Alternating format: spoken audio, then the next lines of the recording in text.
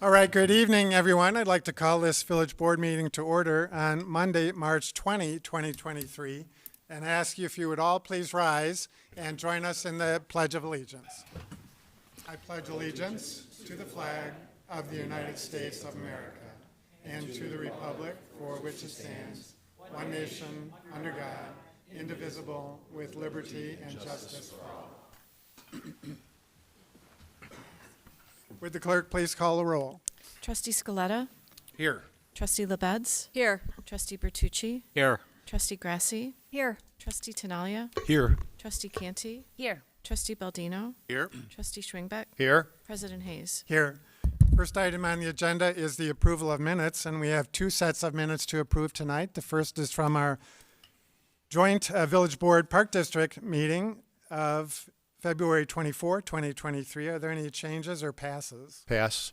Passed by Trustee Schwingbeck. If no changes, I'd entertain a motion to approve. I move to approve.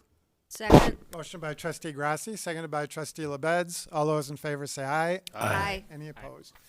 And next we have the minutes from the Village Board meeting on March 6, 2023. Any changes or passes? Move approval. Second. Motion to approve by Trustee Canty, seconded by Trustee Baldino. All those in favor say aye. Aye. Any opposed? Next, we move on to the approval of accounts payable, and I would call on Trustee Bertucci. I'll move approval of the warrant register for the check dated 3/15/2023 in the amount of $1,577,674.03. Second. Motion by Trustee Bertucci, seconded by Trustee Schwingbeck. Any questions or comments from the board or from the audience? Seeing none, roll call. Trustee Bertucci? Yes. Trustee Schwingbeck? Yes. Trustee Grasse? Yes. Trustee LaBedz? Yes. Trustee Baldino? Yes. Trustee Scaletta? Yes. Trustee Canty? Yes. Trustee Tinaglia? Yes. President Hayes? Yes. Well, next we move on to recognitions and presentations, and we are truly honored to be joined by some very special guests here with us this evening to help us recognize the 50th anniversary of Vietnam Veterans Day. And so I'm here on behalf of the entire Village Board and all the residents that we represent to not only say welcome to our Village Board meeting, but welcome home to all of our Vietnam veterans. I know you didn't hear that enough.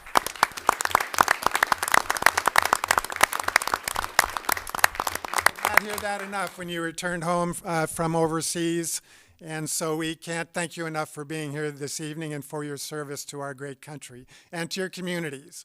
And so I do have a very special proclamation to read tonight, but before I do that, I would like to invite all the Vietnam veterans to join me up front here.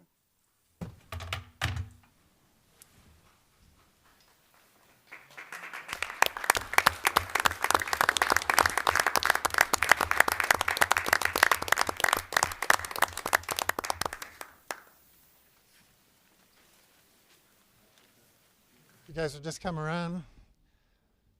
Left and right. I know you're good about following orders. Right?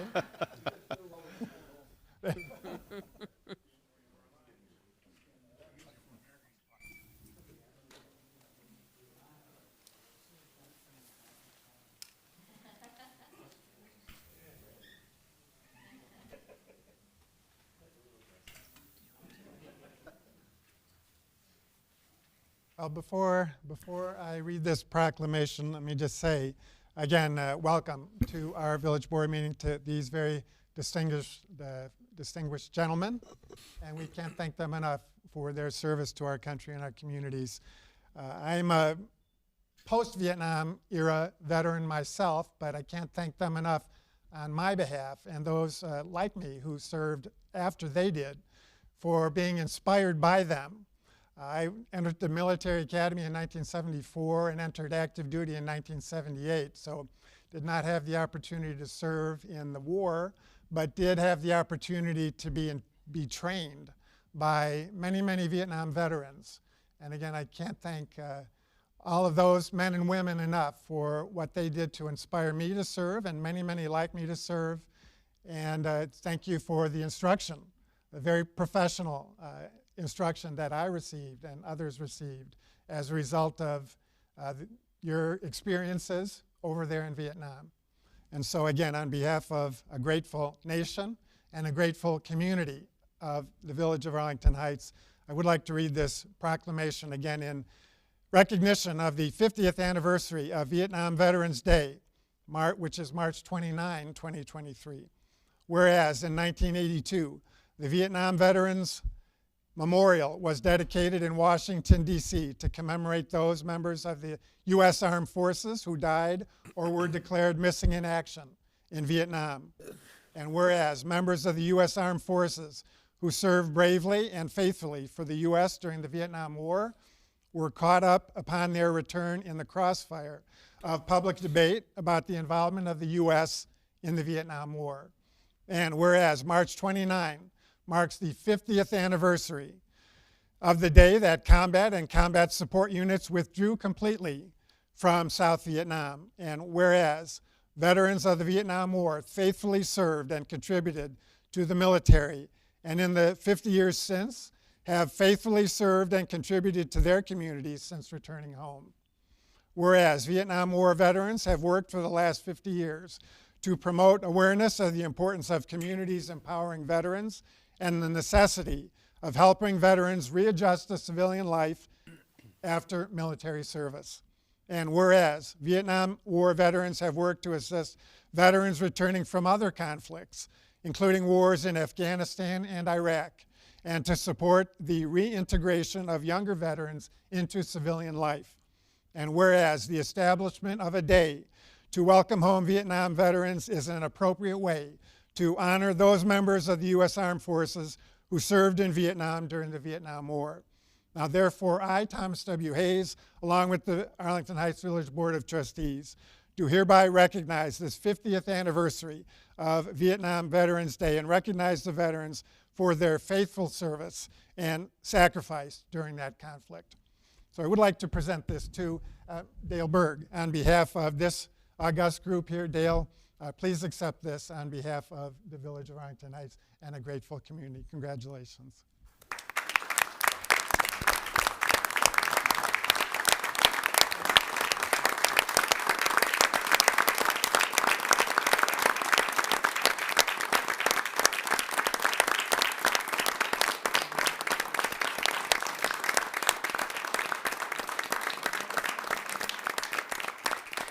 Dale, if you would like to say a few words on behalf of the group. As a combat veteran, I want to thank all those who served, all our comrades here who served, did their part to help everybody come back safe and alive. And our thoughts and prayers are for all those who did not make it back. But it was our honor serving our country. It was our honor. And I believe in my heart that everybody here would do it again if they were asked to. Thank you very much for this honor. Appreciate it.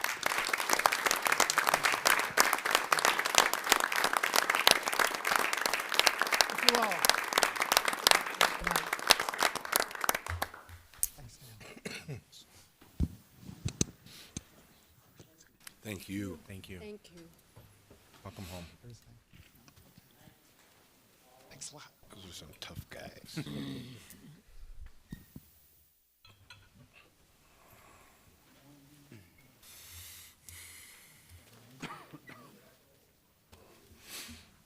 Well, I do know that District 214 will also be recognizing this group at their board meeting this Thursday night at 7 o'clock p.m. in the Forest View Educational Center. And so hopefully these individuals will be able to join the District 214 board in a very special recognition that evening as well. So again, thank you all for joining us tonight for that very special recognition. There are no other recognitions and presentations, so we'll move on to citizens to be heard. Yeah, I'm sorry. And I do have a number of blue cards from individuals who'd like to address the board on items not on the agenda. And I just remind everyone of the 3-minute time limit. And the first individual is Seth Goldberg. Seth?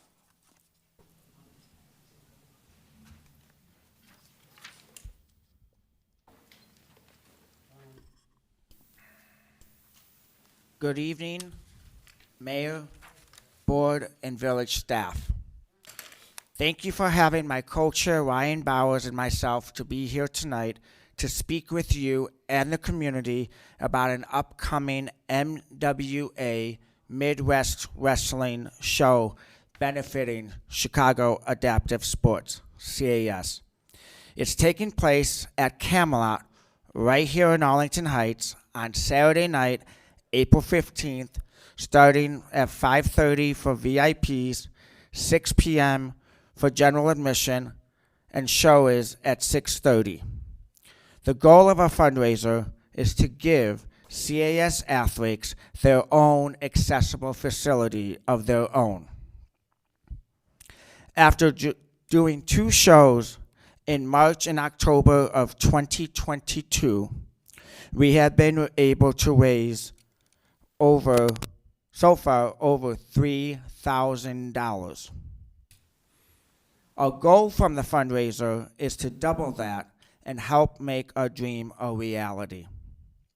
We would like to thank the following sponsors: Arlington Heights Park District, Gatsby's, Cortland's Garage, Old Republic Kitchen and Bar in Elgin, Wookiees, Bard & Warner, Marco's Pizza will be running the concessions for us at the event, and For Sure Entertainment will be the DJ for the night. We will be having 7 matches, and we are still looking for match sponsors. They are $50 per match.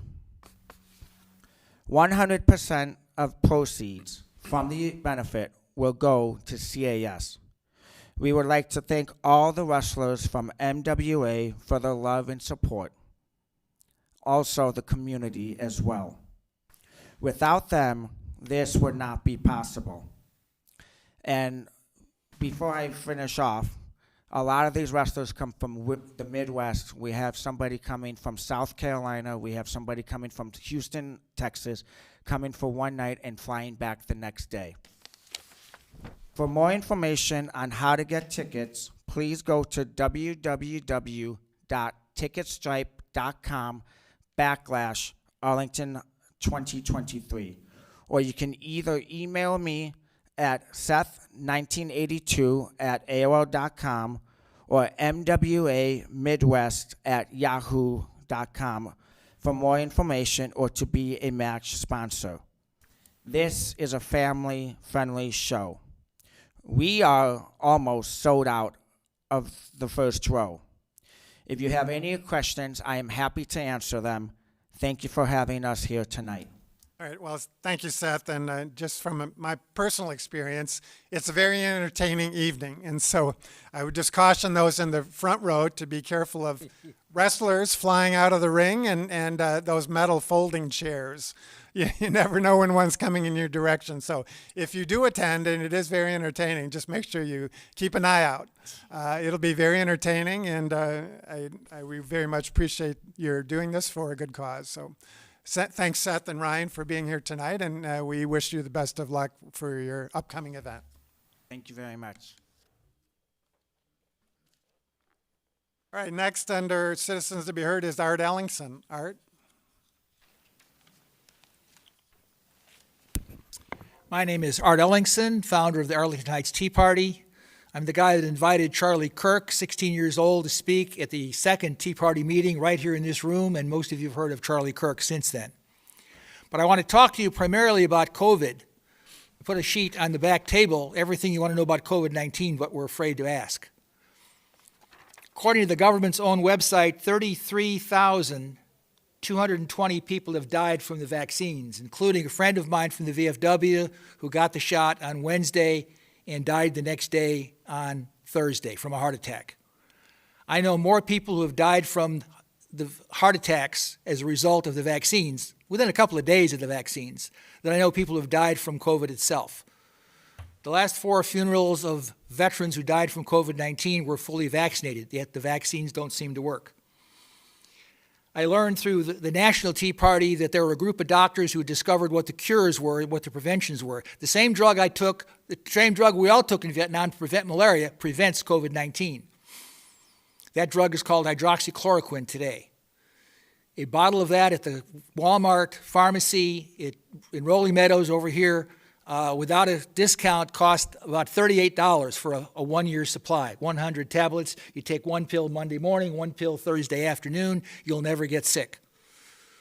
That is the safest drug in the world. It's safer than Tylenol. It's over the counter in most of the world. We discovered through these doctors a lot of bogus medical journals that wrote articles back in the spring of 2020 that said hydroxychloroquine didn't work. Yet in 2005, an article came out by the National Institutes of Health that said hydroxychloroquine did work against coronavirus. And Dr. Fauci was the head of the CDC, of the National Institutes of Health at that time. All these links are on this page. I sent early versions of this document to every medical doctor I knew in the area who did not work for the government. They all gave me extra material to put on this sheet. I sent a video of a Jewish doctor speaking at a Christian church about the problem with masks, that they didn't work. And he sent me links, this medical doctor from Arlington Heights, former commander of the American Legion here in Arlington Heights, sent me links about the Marine Corps study at Paris Island Boot Camp proving that masks don't work. Since then, I've heard people tell me, well, the N95 masks do work. Well, there's an article that came out that said that N95 masks don't work either. I was told by a Illinois state rep that the doctors in video number 6 weren't really doctors. Well, they're all board-certified medical doctors in the United States. They're all licensed to practice. Most of them gave their names. Yet I was told by this certain Illinois state rep from the area that these were not real doctors. So then I found a video of Candace Owens interviewing one of those doctors and having her tell how she was raised in Africa and how they gave out chloroquine, which is a similar drug, almost identical drug to hydroxychloroquine, as they called it Sunday pill to prevent malaria in Africa. Art, I'm going to have to ask you to wrap up if you will. Okay. But anyway, this information sheet is back there. As time goes on, the information on this sheet has more and more of these statements have been proven to be true. And I urge you to pay attention to what Dr. Fauci says and do exactly the opposite, and you'll live longer. Thank you. Okay, thank you. Next is Debbie Fisher.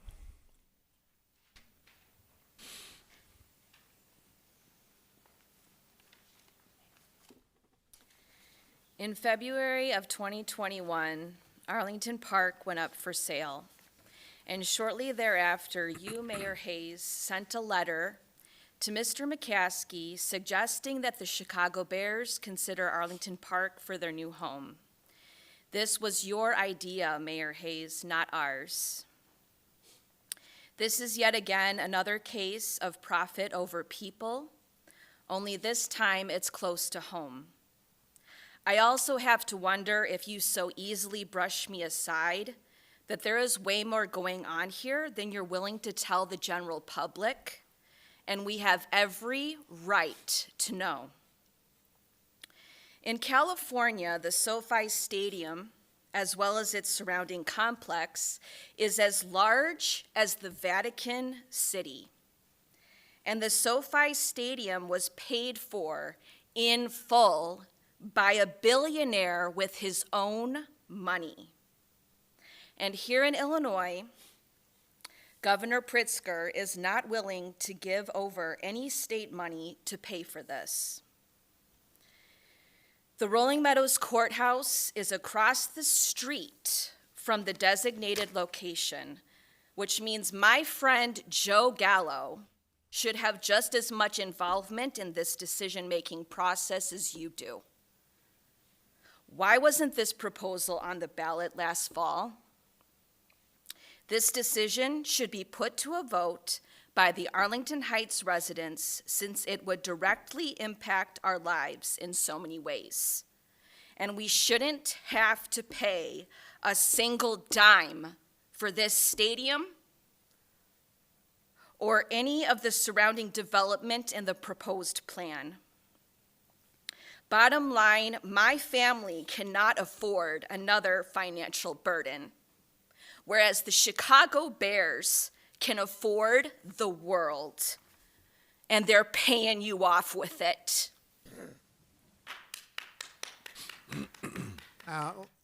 Okay. I will respond to your comments, Ms. Fisher, in just a minute, but let me have Roberta Fisher speak next.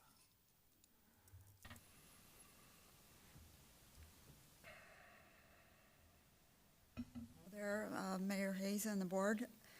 A few years ago, I attended a fireworks show at Arlington Park, and where there were probably only a few thousand people, and it was a very enjoyable show. But afterwards, the congestion was so much that we had to wait a couple of hours before we even got out of the parking lot.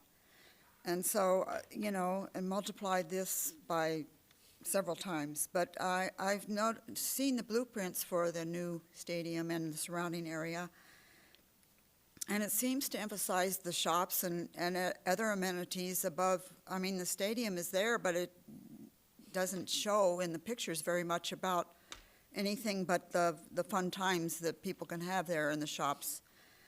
And so, as the other gal mentioned, other stadiums has built in. They have been built in areas, very, very large areas that are not suburban or residential, and small businesses. And so I'm wondering, and what about all the zoning issues and everything? It seems like a huge investment of time and money and other things that could better be served if they just would renovate the Bears Stadium as it is now. So that's all I have to say. All right, thank you.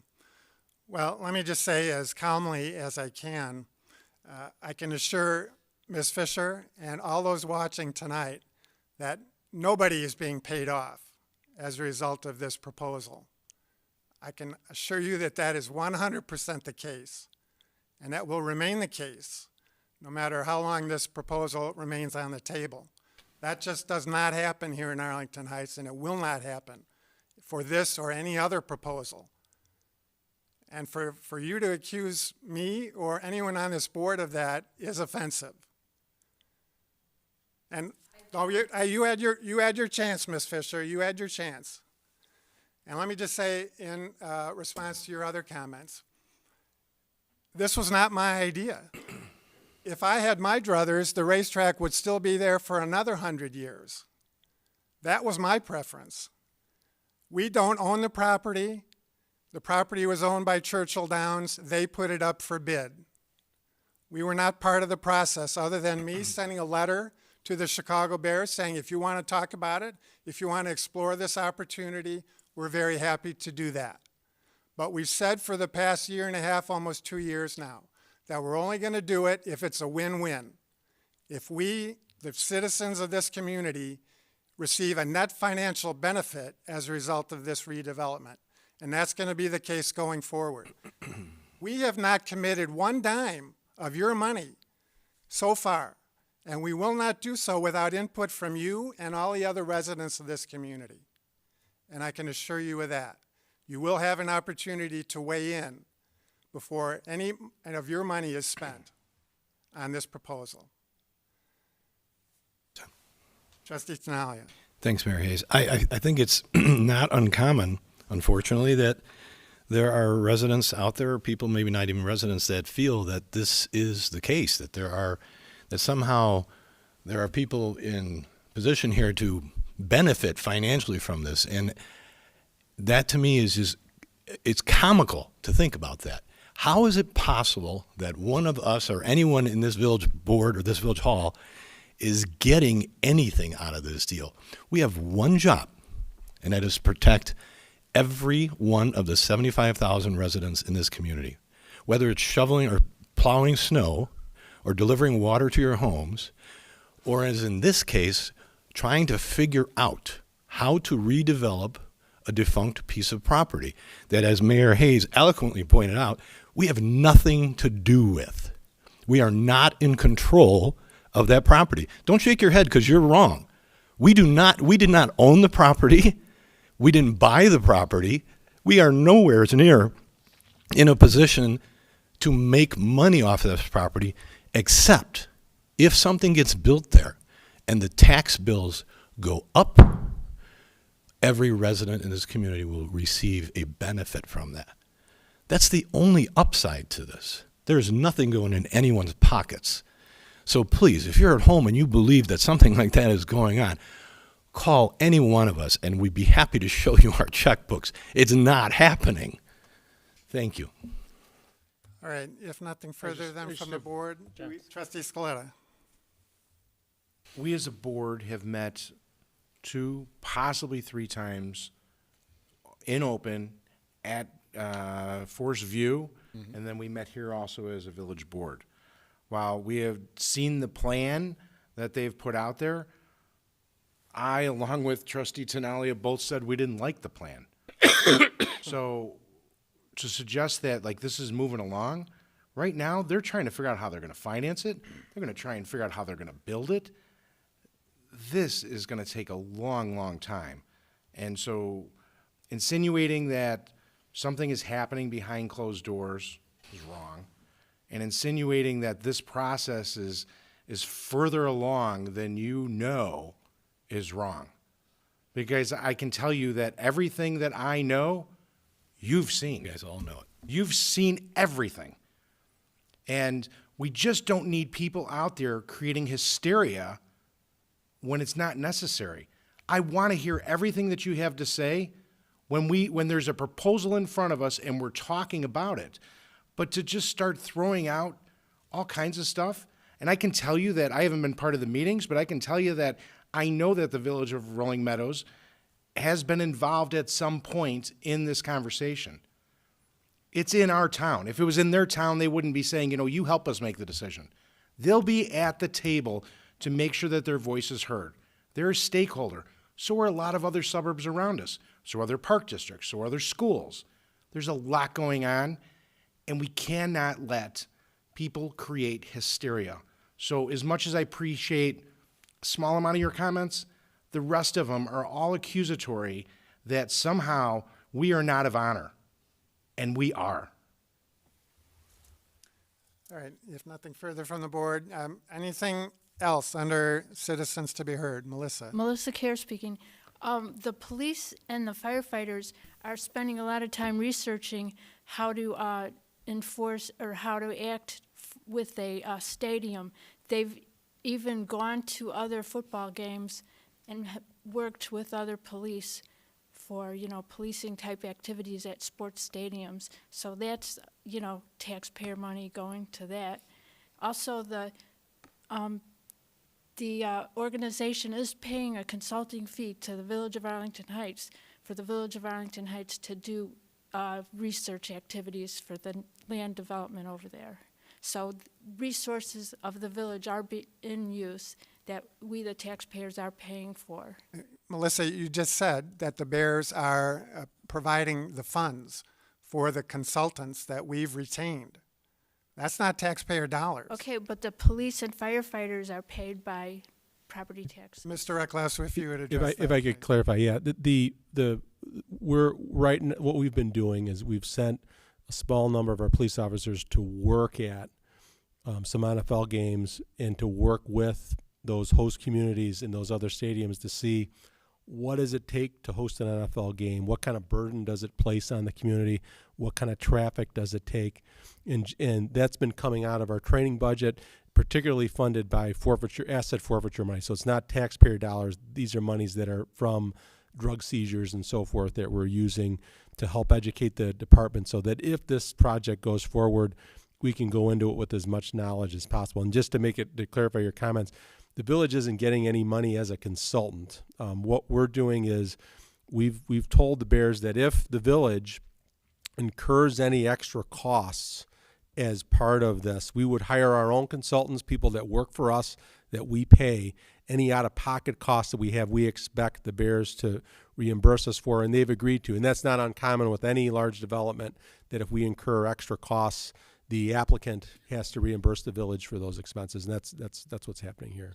Okay, but opportunity costs. The police and firefighters could be training for some things that are more useful in our village, like the potholes on our streets. Thanks. All right, thanks, Melissa. Anybody else in the audience on items not on the agenda?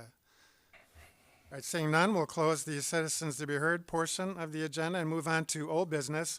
And we do have a couple of items to report out from our committee of the whole meeting of March 13th, 2023, during which we discussed some very good news to include a $12 million budget surplus and tax abatement to our taxpayers. And so with some introductory comments before we report out those motions, I call on our village manager, Randy Recklaus. Thank you, Mayor. I won't go through the entire presentation we gave at the committee of the whole meeting last time, but we're in a very fortunate position.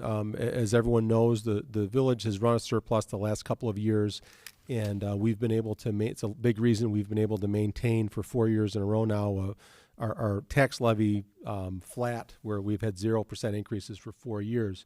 This year, we ended up with a larger surplus than we anticipated, and that was due to some higher than expected revenues, most notably sales tax, food and beverage tax, and income tax. You can see there's been some big increases in that, and a lot of that has to do with the general kind of increase in the economy over the last couple of years, and also the states changing the way that they distribute internet sales tax, and that's benefited the village.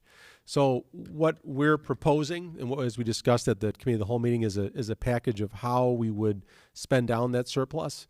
Whereas the general fund is doing well, there are other funds that aren't doing as well. And we're looking at transferring $500,000 to the municipal parking fund. People aren't commuting as much, but the parking lots still cost the same to maintain, and so we're recommending transferring some money there. The cost of vehicles has gone up significantly, so we're suggesting $2 million go to the fleet fund.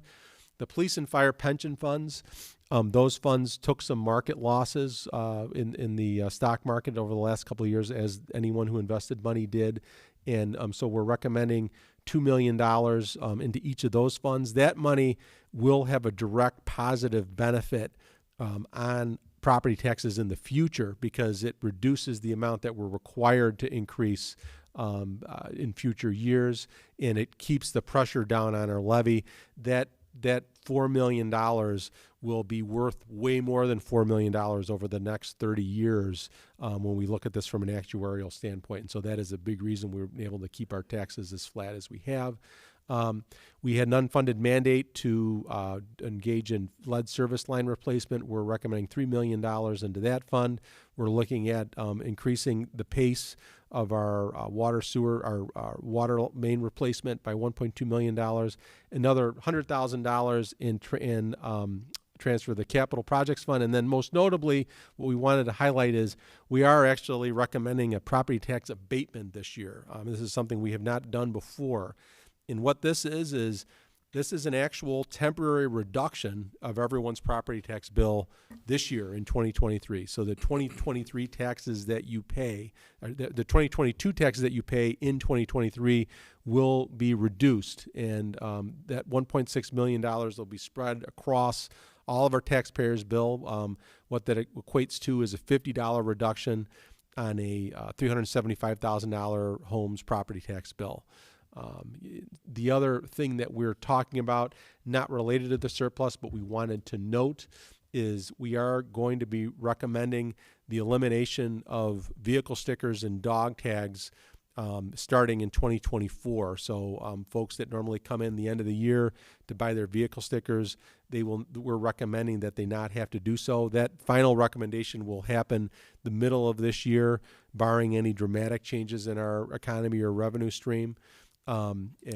This would provide, if you had a two-car a home with a dog, this would save you about $72 a year, not to mention the hassle of having to come to Village Hall or as much as we're happy to see you, to pay those fees. And this will free up staff to provide other services to residents. We do want to stress that residents must still purchase their 2023 stickers and tags if they have not done so already. But that's all we were going to talk about here. So I don't know if anyone has any questions or comments for us. As an elected representative of the taxpayers of this community, and as a homeowner and taxpayer myself, I can't thank you, Randy, for your leadership, and Tom Keeney, the finance director, and all members of the team who are so good stewards of our financial welfare, and we very much appreciate their leadership and their guidance and their direction and their efficiencies in making this happen. I think it was Trustee Tinaglia who said this doesn't happen by accident, so I wanted to steal his thunder again tonight. I'll call in just a minute, but this, again, doesn't happen by accident. It happens as a result of good financial management, and we can't thank you enough for that. Trustee Tinaglia. Thanks, Mayor Hayes. This is a wonderful piggyback to the dialogue we had a moment ago. And Randy, maybe help me out here. When's the last time we've had a zero property tax increase for 4 years in a row? I would defer to some of our more tenured staff, but I don't know that we know that at any time in recent history. Well, I can tell you in the past 19 to 20 years that hasn't happened. Hasn't happened. Well, I've been on the board for 32 years, and I can tell you it hasn't happened. And one of the things we talked about at Committee of the Whole is that this is just not publicized enough. So I'm looking at reporters in the audience here, and I'm thinking that there are people at home watching. We are being so careful and such good stewards, as the mayor pointed out. And this group of staff members here works so hard to keep our costs down that we can do these things. It's not a giant number, okay? It's not a huge savings, but it's something, and it's not in the wrong direction. Here's an opportunity that's brand new, and it's going in the positive direction. People are going to get a rebate. I mean, that's crazy. Who does that? I don't know if there's another town anywhere around here who's done this. They did it, and it was in a little bit awkward way, from what I understand, and we're going to do the same thing here, hopefully a little better, because we're doing it, and Randy can explain it, through the actual tax bill service, where we're not sending out checks. It's going to be appearing on your tax bill. Am I correct? Correct. It's coming right off your property tax bill in the proportion that you pay property tax. Right. So it'll happen. The net result is the same. The residents are going to get a little break here. I just want everyone to know that what was discussed a moment ago is so completely opposite of what we stand for. This is what we stand for. And with a little bit of luck, we can do it again sometime soon, if not this year. But this is great. Great news, and I hope it gets publicized more. Trustee Scaletta. Thank you, Mayor. So we did discuss this at length last week, and I think that it's important that there's a couple things that are pointed out. I have not been on the board for 30 years, but I've been here for 16, and I can tell you that this is the largest surplus that we have. And initially that's somewhat concerning to me, but when you look back at the facts, that the 2022 budget was created in 2021, and it was still COVID. Lots of things were still shut down. People weren't back to work. And we were we and the staff were very, very conservative on the numbers that we were using for income, because the last thing we wanted to do was come back and say, oh, we need to raise property taxes significantly. So I'm glad to see that, that our conservative nature won out, and that we now have this $12 million, which goes pretty quick when you have to figure out how you're going to, help with the pension funds. And we've done this in past years when we've had a surplus where we put the money towards pensions, because that always is a direct impact to property taxes. And one of the questions that I had last week, and I'll ask tonight, Mr. Keeney, can you tell us, why aren't we abating more tax dollars? If there's $12 million, why wouldn't we do half? I mean, why is that? All right. Thank you very much for that question. And we did talk a little bit about it last week, and I'm glad that the slide here is showing, because it's showing all of the suggested transfers. And what's important to remember is we're in uncertain economic times right now, and probably will be for the next few years. So it's with that environment that when we put these proposals together, we looked at not only where we're at now, but we want to look at where we're at 5 years down the road. And a lot of these transfers go to trying to smooth out the property tax, not only this year, but in future years. Now, you mentioned the police and fire pension fund transfers. That pays down a portion of the unfunded unfunded liability, which actually lowers our taxes in the future. For example, the $4 million total amount that's going to those combined is going to save us $9.8 million from now through 2040, which is the amortization period that actuaries use. Same thought process went in with the fleet fund transfer. General fund pays the fleet fund to buy new vehicles when they're old and decrepit. Well, if we've had all these increases of like 15% for public safety vehicles, the money's got to come from somewhere. So we're setting up the fleet fund for the future so we don't have to hit the general fund so hard and raise taxes that much more in the future. So it's really trying to smooth this out over time. And, you know, we did it this year and we've done it in prior years too. Thank you. I mean, I appreciate that because, you know, as a resident, you know, you would say, well, why don't they do more? Why don't they rebate more or abate more? And, you know, as a steward of the taxpayer dollars, I like that we're investing in this village's future, because if we hadn't done similar surplus transfers in the past and be fiscally responsible, we would not have 4 years in a row of 0% tax levy. So I thank you and your team and the village manager for setting this up, because I think that all of those make a lot of sense. Mr. Reckloss, you mentioned the unfunded lead replacement mandate, the lines. What is the total cost, projected cost, for replacing all the lead lines? $27 million. And that's for the public portion. For the public portion. That doesn't include the portion that might fall on homeowners in certain circumstances. Correct. The portion that we're legally responsible for by an unfunded mandate. Correct. $27 million, and $3 million is kind of a drop in the bucket at this point. I know that we've talked about ways that we would be able to pay for this in the future and some opportunities, but I mean, $3 million really isn't that much when you look at $27 million that this village is ultimately going to spend. Last thing I want to mention is that I am so pleased that after years and years and years of advocating for the abolishment of the vehicle sticker, that staff is going to be talking to the board about this. There are processing costs, there's software costs, there's enforcement, there's cost of the actual sticker, there's postage, there's so much money that goes into that. And if everyone's not buying the sticker, then it's not equitable. It's not equal for everybody else. And so I am so pleased that you guys have finally come over to the right side.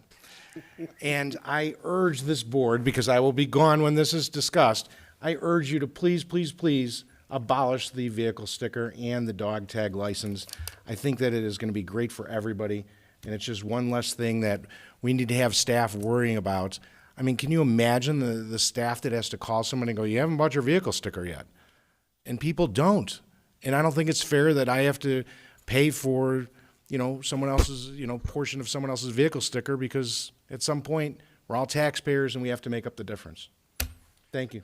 Right. Other comments before I call in Trustee Canty? Trustee LaBedz. Thank you. I wanted to talk a little bit about the sales tax revenue, and if you could bring that up on the screen, I'd appreciate that. Because one of the things that I've always advocated for is that we shop local as much as possible, because of the sales tax revenue, and also creates jobs and retains jobs in the village. But, and you'll have to tell me, Mr. Keeney, exactly what year, it wasn't all that long ago, that we now begin to get our sales taxes from the internet, and that's one of the reasons why, or probably a major reason, why this revenue source is increasing. Is that correct? Yeah, that was in, if you look at the chart there, it was in 2021 as of January. Yeah, Correct. Yeah. That's what I thought. And just so you know, the other part of the increase, though, of course, is due to inflation. Pent-up demand and inflation. Yeah, and I was going to mention that, but thank you for bringing it up, because that's true. But as you said, we are in uncertain times again, and as costs have gone up, then people are maybe scaling back on what they buy, and so some of that pent-up in demand is maybe reducing. So what I'm kind of getting at here is, one is why we still budget conservatively, and why we wouldn't necessarily have a much bigger tax abatement, because we know that things are not always steady, and sales tax is one of our sources of revenue. And I think that's important for people to realize, that not everything comes out of the property tax. We talk about it every year when we go through budget hearings, and we have our pie chart and we show where the different buckets are. But this is one of the sources, and property tax isn't the only source of revenue. So, it's been great to see it go up, because that was an issue that, kind of unfairness of internet sales that I'd been following for years, just personally, and would try not to buy things on the internet. But, so this is great that we have this increase, but we can't always count on these things to last forever. So. All right, anything else from the board before I call on the motion maker? Trustee Canty, go ahead. Thank you so much. And I do just want to echo my colleagues' statements of thank you to the work that you do to bring about a results like this. I think it's incredibly smart to make the recommendation to use a surplus to pay for one-off or known obligations as opposed to ongoing operational expenses. And I know that I can share in Trustee Scaletta's excitement that in our last few weeks serving on this board, we are extremely proud to be able to support this effort and to be part of one of the first abatements of property tax revenues. So thank you for giving us the opportunity to do that through sound financial management. And so with that, I move now, as I did then, that the board approve the proposed 2022 general fund surplus transfers and authorize staff to prepare a $1.6 million tax abatement ordinance for the 2022 tax levy payable in 2023. Second. Motion by Trustee Canty, seconded by Trustee Bertucci. Any other questions or comments from the board? Anything from the audience? Seeing none, voice vote okay on this, Mr. Passman? We're not actually spending money right now? Not actually spending money, no, but you can do a voice vote on this if you want, Mayor. Yeah, it's not actually approving the expenditure. Okay. All those in favor say aye. Aye. Any opposed? And we do have one other motion to report out from our committee of the whole meeting of March 13, 2023, and that was by Trustee LaBedz. Thank you, Mayor Hayes. I move now, as I did then, that the Committee of the Whole recommend to the Village Board of Trustees that the board approve the proposed increase in the Cook County loss factor to 2% from 1%, and authorize staff to prepare a resolution to implement this change for the 2023 tax levy payable in 2024. Second. Motion by Trustee LaBedz, seconded by Trustee Schwingbeck. Any questions or comments from the board or from the audience? Seeing none, roll call. I'm sorry. All those in favor say aye. Aye. Any opposed? All right. We did have one other item on the old business agenda, and that has been withdrawn, item C.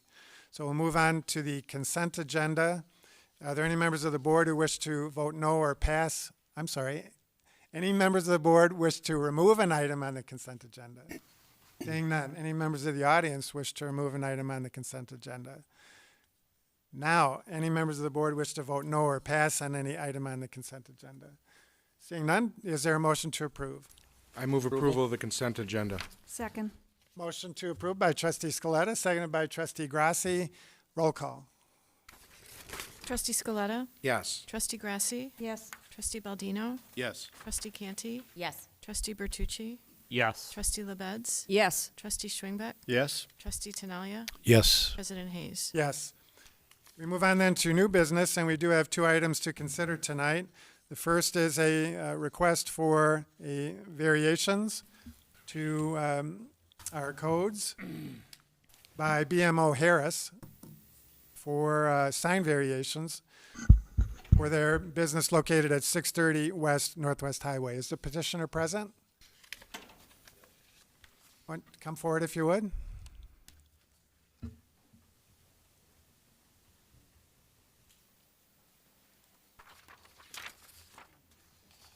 And just introduce yourself if you would and tell us what you're looking to do here. My name is Pete Hatcher, here representing BMO Bank. The request here is for 4 wall signs, but the request is actually only for 2 of those because 2 of the wall signs are code compliant. The 4 signs are all the same size, 21.6 square foot, one on each side of the building. Sign S1 Our sign S16 is a approved sign by code, and so is S20. S1 on the southeast elevation is the sign over the main entrance. This sign faces the parking lot and would be visible to oncoming traffic on Northwest Highway, heading northwest. This sign identifies, excuse me, the main entrance to the building. Sign S20 is the pedestrian-facing sign along Northwest Highway.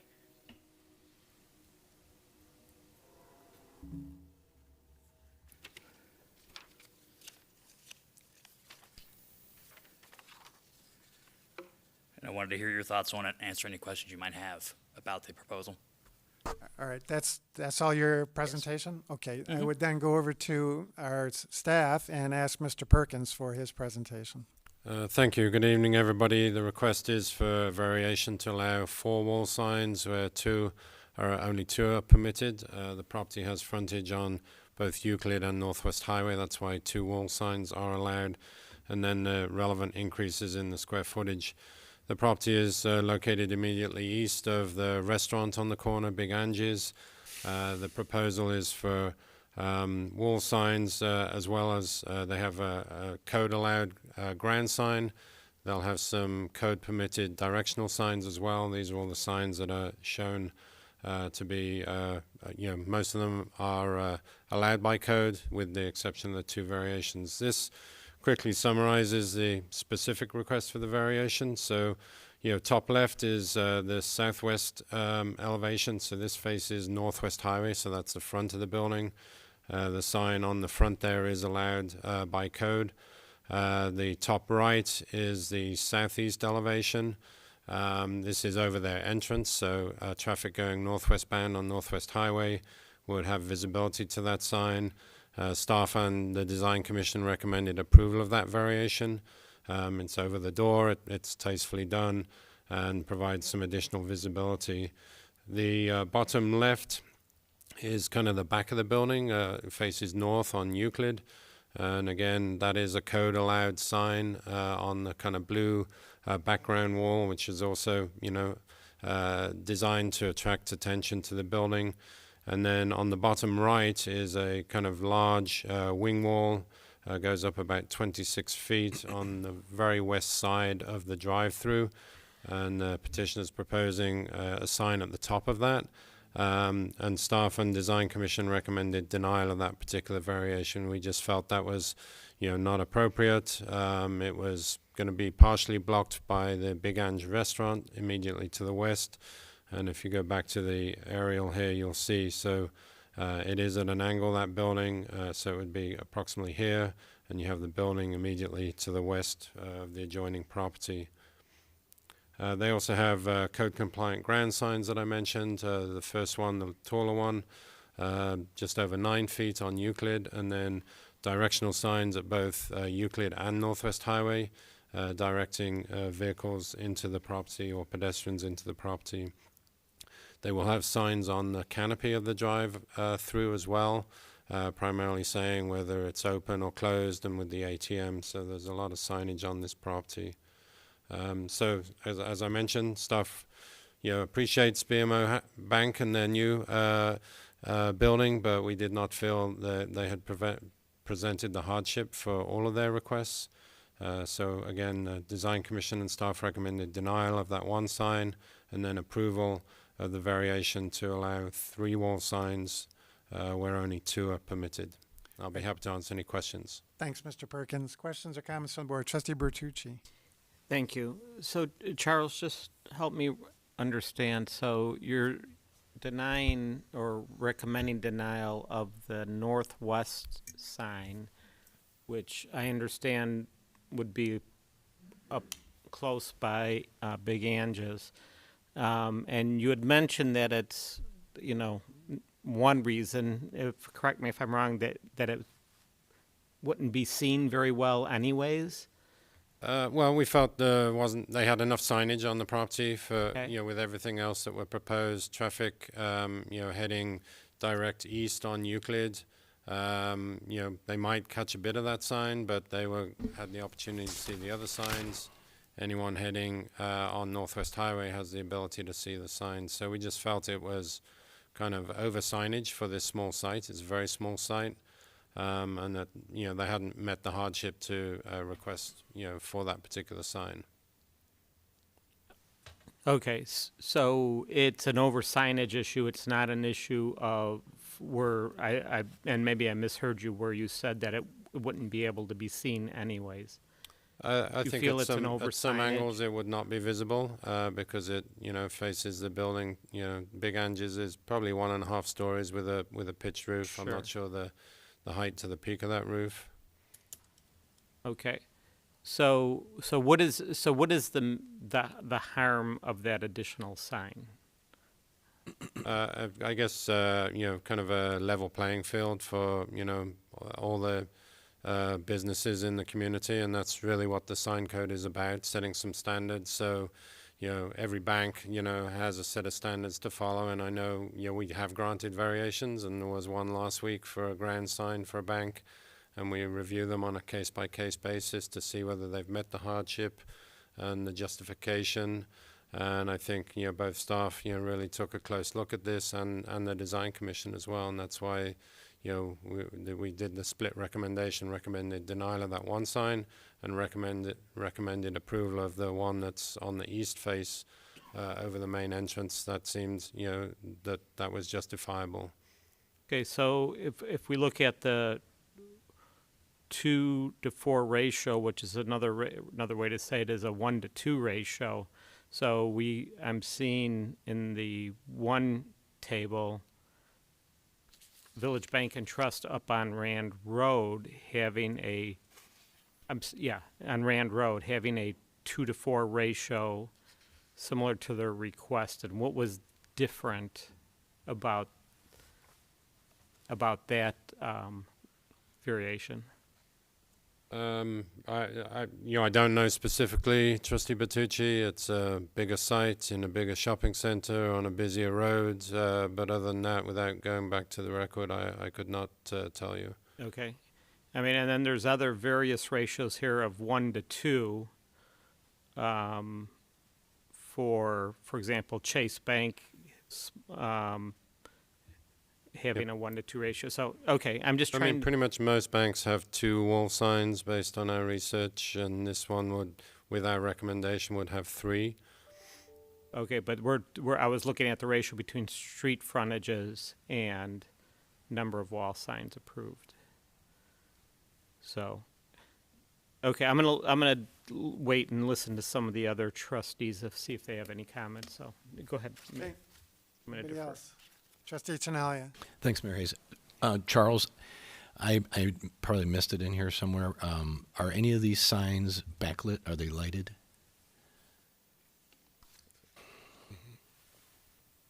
I mean, I know some of the directional ones might be. All the wall signs are facelit halo signs. So all the 4 proposed ones Correct. are. But they're not internally illuminated. They're halo lighted from behind. Is that right?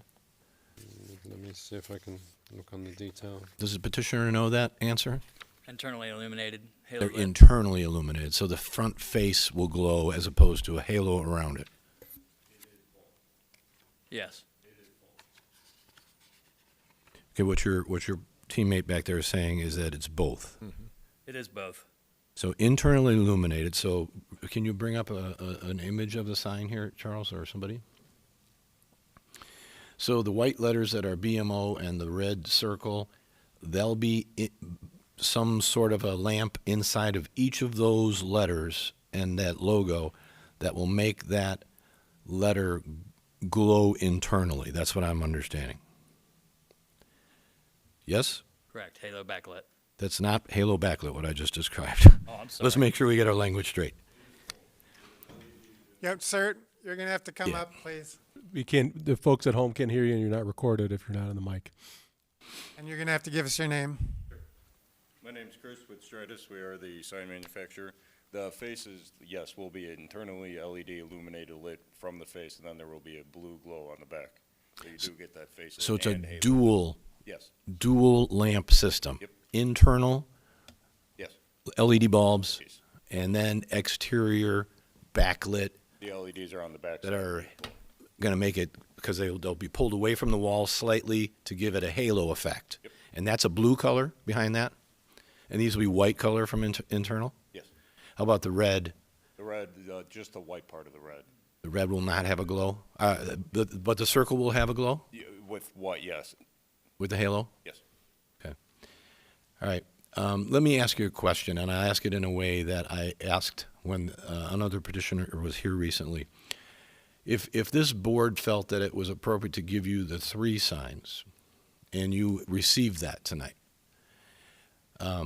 is it unthinkable that you might come back another time and say, you know, boy, we are just losing all kinds of business that we should be getting. We'd like to get that 4th sign.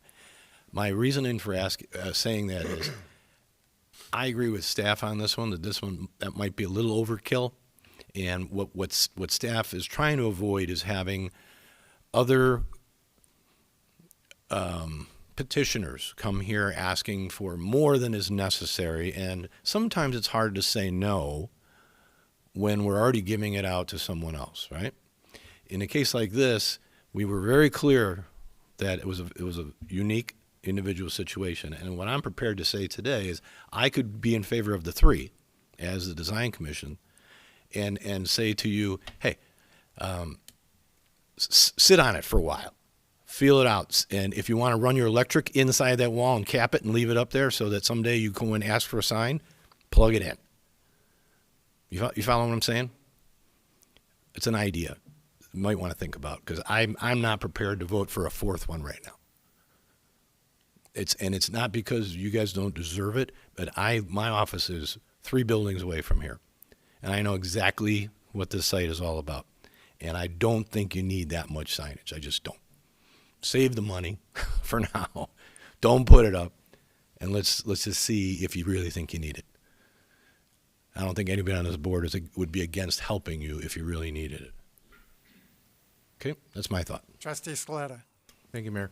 Charles, this is a very unique property in the way that it's laid out. I almost wish that we had a 3D design where we could kind of go around the building and look at all these signs, but can you go back to the site plan and just take me through, all right, so when you're going through it, where's the monument sign? The monument sign is right here. Can you see that cursor? Right, and so that's Euclid. I mean, I'm sorry. That's Euclid. That's right. Yes, at the top is Euclid, and right here is the monument sign. Okay. And when you're on Northwest Highway, there's going to be smaller signs that are going to be directing people in. There's a directional sign right here. Okay.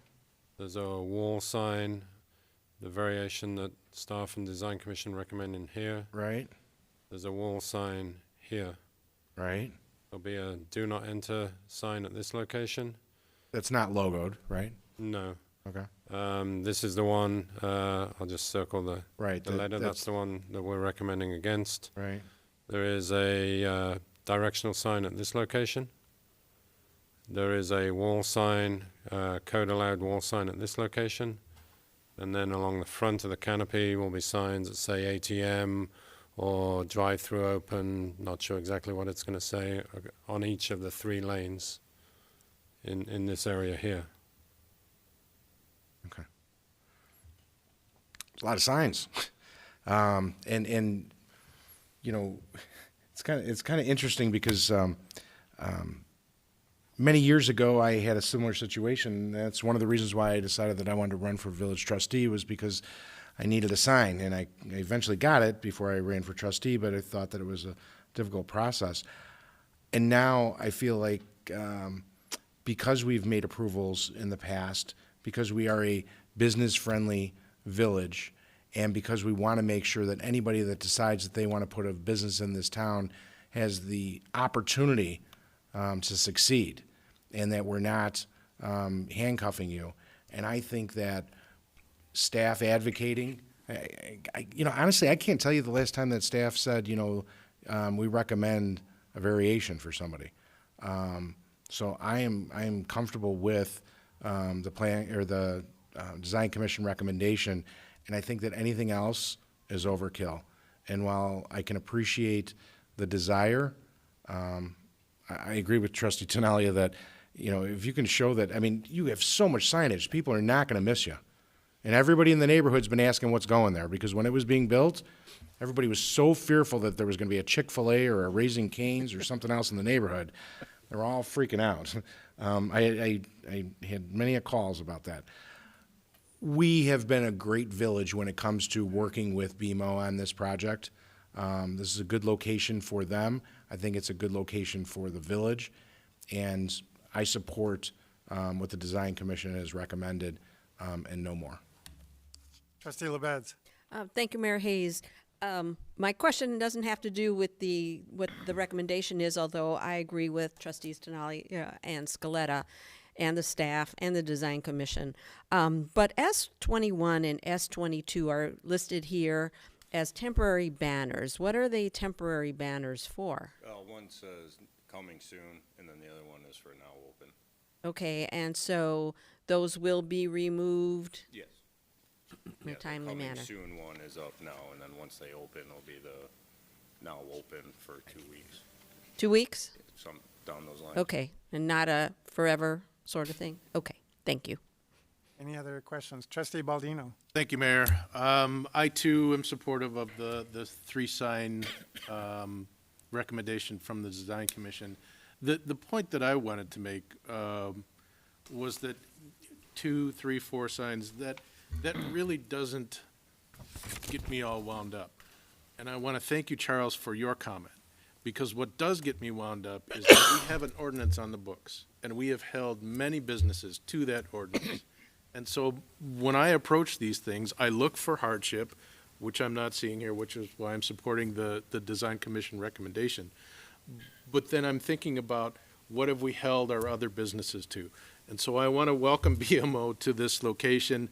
This is going to be a great opportunity. I think you have a lot of signs, as Trustee Tinaglia said, but we have an ordinance on the books, and we're trying to do our best to hold everybody to the same rule. Thank you, Mayor. And Trustee Schwingbeck. Thank you, Mayor.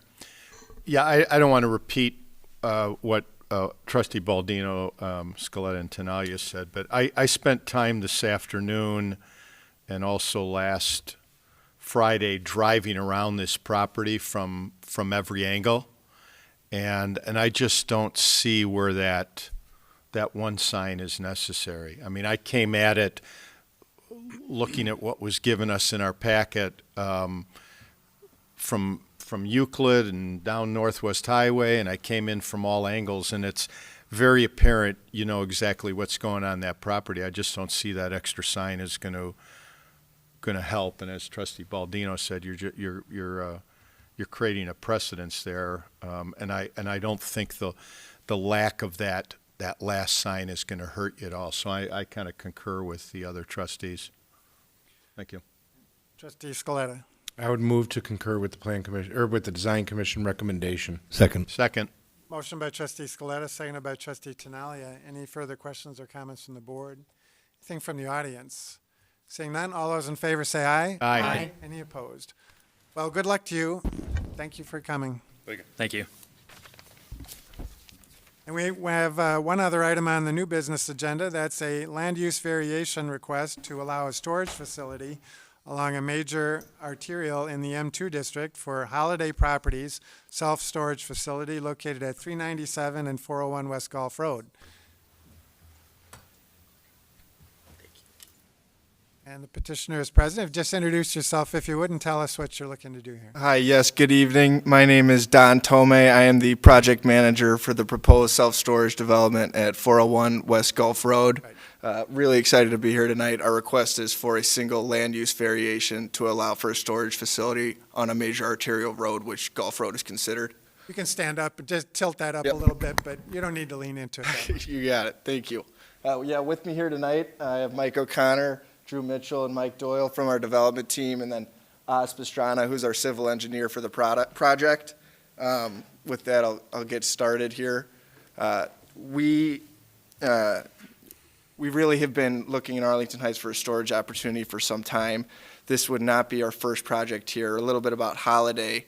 Our mission is to enrich lives through investment and service. We remain active in the communities which we do work in. Our first project in Arlington Heights is actually the renovation of the Comfort Inn and Suites Hotel on Arlington Heights Road, very close in proximity to this site. And I had mentioned we've been looking for a storage deal here for almost 30 months. We had some preliminary data that indicated there was a very, very high demand for new storage product in this community. It's really not everyone's favorite asset class. We started our search at the site of the Molon Motor and Oil headquarters. We thought it might make sense as an adaptive reuse opportunity. However, working with Michael Murtis, it was determined that you had much better intentions for that location, but it was then that 401 West Gulf Road was brought to our attention as a site that might work. It's a tricky site. It falls into Corridor C in the village's comprehensive plan, and it's considered the gateway to the village of Arlington Heights and was really intended to be a retail district, but this is a 2.5 acre lot with only about 115 frontage on Gulf, so it doesn't make much sense for a retail use.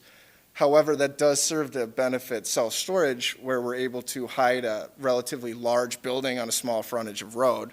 And, you know, immediately what we're proposing here, so this is the Animal Feeds and Needs Center is what this site is most known for. There are currently 3 buildings that exist there today, the first of which up front is a single-family home, followed by the veterinarian clinic, and then there's a warehouse building in the back.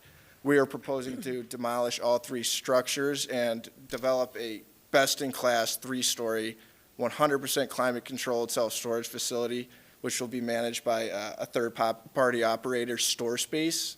They're sort of the new guy in the field, but they bring decades of experience along with them, and we're really excited to work with them.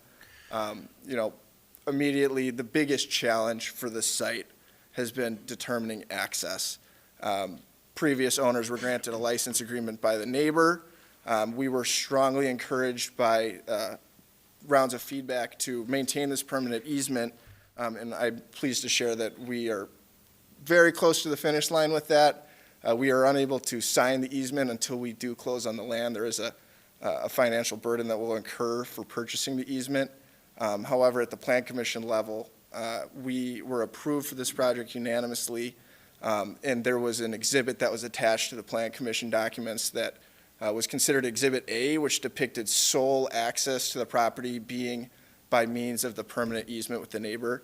And what we're requesting tonight is to be able to move forward with Exhibit B, which is on the screen, depicting 2 means of ingress egress, one of which being the cross-access easement with the neighbor, as well as the curb cut centered along Gulf Road on our property. You know, there's lots of other exciting things. Through the feedback we've received from you guys, we've shrunk the building a little bit to increase the landscape buffer, and someone had pointed out that self-storage projects tend to be good contenders for solar panel use. And I'm excited to share that we've received the proposal and plan to implement solar into the design. We were told it could power up to 80% of this building, and we've never done that at Holiday, so I'm excited that this might be our first project, and definitely not our last, where we get to implement solar to the building. So with that, that's really all I have for you guys tonight. Thank you. Good evening. My name is Drew Mitchell. I work with Donald. This is Donald's first village board presentation. Donald. He did very well. He did well. He's still employed, but you know, you did do a great job.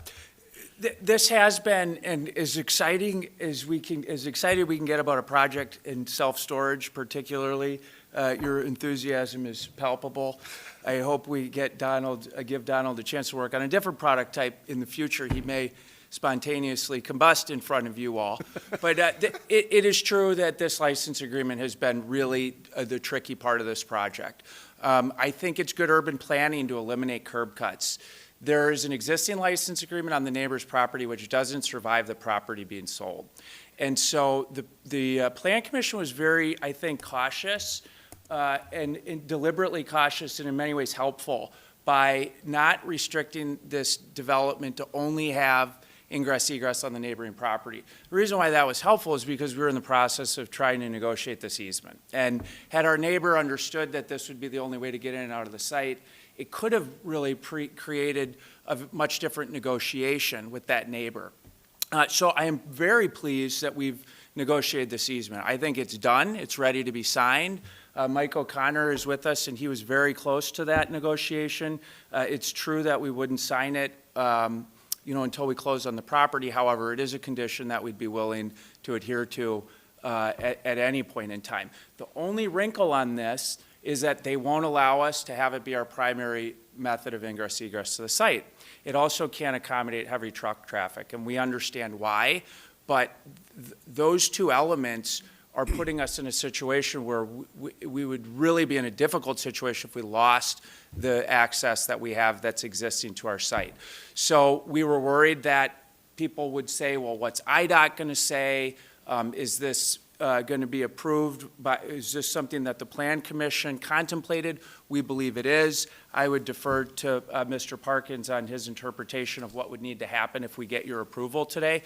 But we think this is a really great project, and we think it's a really good use for what, I don't mean to borrow Trustee Tinaglia's phrase, but an obsolete asset that has a challenging and tricky adaptive reuse. Those were not your words, but in many ways it's not dissimilar from what we're contemplating elsewhere in our municipality. By the way, we as developers are thrilled to hear about property tax rebates. And those kind of things, you're right, don't get out often enough, and people don't hear about that enough. But we're bringing good money after other good money and continue to be good stewards, good corporate citizens. Donald, great job. You're sick of me at this point probably, but we really appreciate your consideration this evening. Thank you. Well, thank you both for your presentations. At least for me, I'm as excited as I've ever been about self-storage facilities. And so, no, all of our businesses are very important to us. And so whether it's a self-storage business or something else, the Chicago Bears, they're all very important to us. And so we appreciate your willingness to come and spend money in our community. So with that, I'll turn it over to our staff, Mr. Perkins. Thank you. Presentation was great. I'll do a quick summary, and they are seeking a land use variation for the self-storage facility to be on a major arterial, and probably about a dozen years ago the village changed the code so we didn't have a permitted use with the self-storage on, say, the corner of Golf and Arlington Heights Road. That's not what we wanted to see. This site is zoned M2 manufacturing. It's a very unusual shape. When they were looking for self-storage locations, and we started thinking about this site. It's got a very narrow frontage. Not likely to get retail there. Not going to get a single user retail. That market's not available, and certainly not at this location. Office market's not a great office site. Could the building to the west expand? Maybe, but there was no interest in that. Not really a great multifamily site either. Right on Arlington Heights Road, tucked between some kind of manufacturing to the south and the back of a retail center. So it actually makes a lot of sense for it to be a self-storage facility. We have worked with them, as they mentioned, on shrinking the building up to get perimeter landscaping around the site. We asked them to extend the brick around the sides of the building, so the visibility as you're traveling along Arlington Heights Road is a nice impression before you get to your more typical materials that you would see in a self-storage facility that's in the back of the site.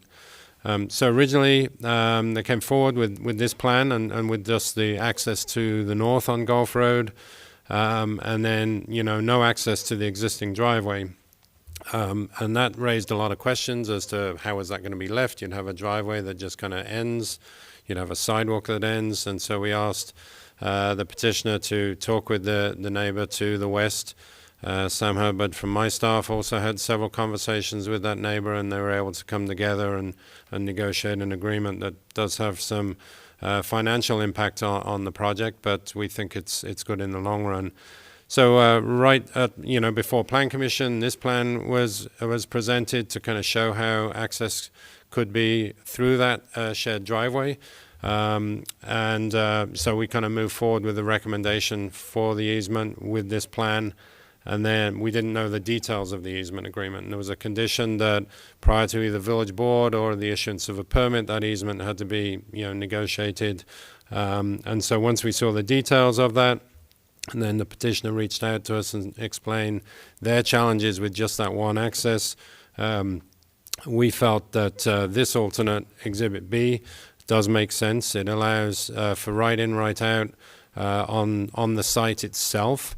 You cannot access it going westbound on Gulf Road because there's a non-mountable median there. But we were concerned if there was no access through the property to the west, then you'd have vehicles trying to do a U-turn to get into the site. So we feel it is important to have that access point. And then just quickly on detention, there is detention on the southwest corner of the site. The kind of gray shadowed areas are 5-foot permeable pipes under the pavement, and then there's a restrictor to the south of the site, and it leads into the storm sewer going south and east. So this was the Plan Commission recommendation. It's consistent with the Staff Development Committee. We are making a few suggestions, deleting the requirement that the easement be finalized before Village Board, but requiring it be executed prior to the issuance of a building permit. This still refers to Exhibit A. We didn't want to kind of unilaterally change that. Exhibit B is what the petitioner is asking for, and as staff, we have no objection to that. But that would be at the pleasure of the board. Conditions 2 and 3 are a little bit similar, and maybe when Hart drafts the ordinance, we might clean that up a little bit. But it's really trying to make sure that the site is left in a restored shape for the property owner to the west. They remove that sidewalk that otherwise would go to nowhere, things like that. So with that, we do recommend approval, and I'd be happy to answer any questions on this one too. So, Mr. Perkins, just to clarify, the IDOT has approved the curb cut on Gulf Road? Do you have a letter of approval from IDOT? You just come forward and just give us your name if you would. So I'm Oz Pastrana with CivWorks Consulting. I'm the civil engineer on the project. IDOT has not specifically approved the access because we haven't submitted for permit to their office officially. I did speak to John Karabowitz, who's the permit review engineer, and he said, I explained to him the problem they're having with the neighbor saying that, you can't have heavy trucks and it can't be your sole source of access. And John basically said, if that access ever gets shut down in the future, the property owner would need to go back to IDOT to get a permit to get a new access onto Gulf Road. So he said, we might as well cut that off now and just give it to you. So I have tentative approval from him that they'd be okay with having the right in, right out, as well as the cross access to the west. So. And the staff has no objection to that? It is conditioned that they obtain an IDOT permit for the new driveway, and there's an existing driveway there just a little bit to the west. That doesn't mean a lot with IDOT, so it really is their right of way, and they would have to get that permit before we would issue our permit. Right. Okay. Trustee Scaletta. Thank you. You can sit down.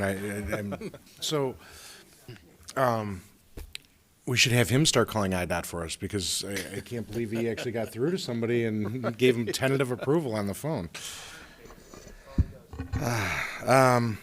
So that's good news, that there's tentative approval. So, Charles, I want to understand a couple things about this layout, and I'm seeing more. We really didn't get much in our packet, I think. Like you showed a rendering, right? Yeah, I think the rendering should be in the packet. All right, I missed it somehow because I got all the files downloaded, but I'm not seeing it. All right, so can you go to the rendering? I just have like a 3D rendering. Yes, no, that works. It'll help me to ask questions. So, what's the height of the building? Approximately. I'll have to. The height of the building is roughly 29.5 feet. That doesn't take you to the parapet wall. The parapet wall is roughly 7 feet above that. Okay. And Charles, has the fire department looked at the circulation of the property? Yes, we had an auto turn exhibit on all the different scenarios with just the access only onto Gulf Road from the site, and then the access only from the property to the west. All right, I'm going back because I must have not downloaded everything because I'm now asking you questions that I would normally have read. So when you look at it, you say to yourself, well, they're not going to need much parking. You go in, you sign up for your unit, and you're good. But people meet people there when they're either unloading, loading a truck. So is there some reason why there's like a landscape island here? You can't see what I'm showing. Towards the back of the property of that landscape island where I believe there's 2 parking spaces, right? Correct. Okay. So it seems like a lot of dead space there. Why wouldn't they just put parking spaces up along the building? Because they have access to the building at that location. Okay. So, one of the versions, that island was not there and it was all paved, and we felt that, that was unsightly, it was unnecessary extra pavement, and really you didn't need it. You couldn't get that much more parking anyway. So we wanted to have clear circulation around the site, and then coming into the access bays, and then a couple of spaces there. I mean, this does have a comparable amount of parking as the new storage facility on Davis Street, which actually has more, storage areas, a few more. I don't know how many, but probably 20 more storage facilities than this one. Mm-hmm. By square footage or by number of spaces? Number of units. So the unit count, I think, is 775 for this one. That one down on Davis is like 795 or something. Is it square footage or units? Yeah, no, so we have 725 units in our facility, and Right. theirs is much larger than ours, and we have the same parking count for our building. And unit size specifically? Yeah, unit size specific is 102 square feet a unit on average. Compared to the other one? Yeah, compared to, I think they're closer to 105 for the public. Okay. But we haven't noticed or experienced any parking issues on that particular one, so we feel comfortable with the parking that's proposed here.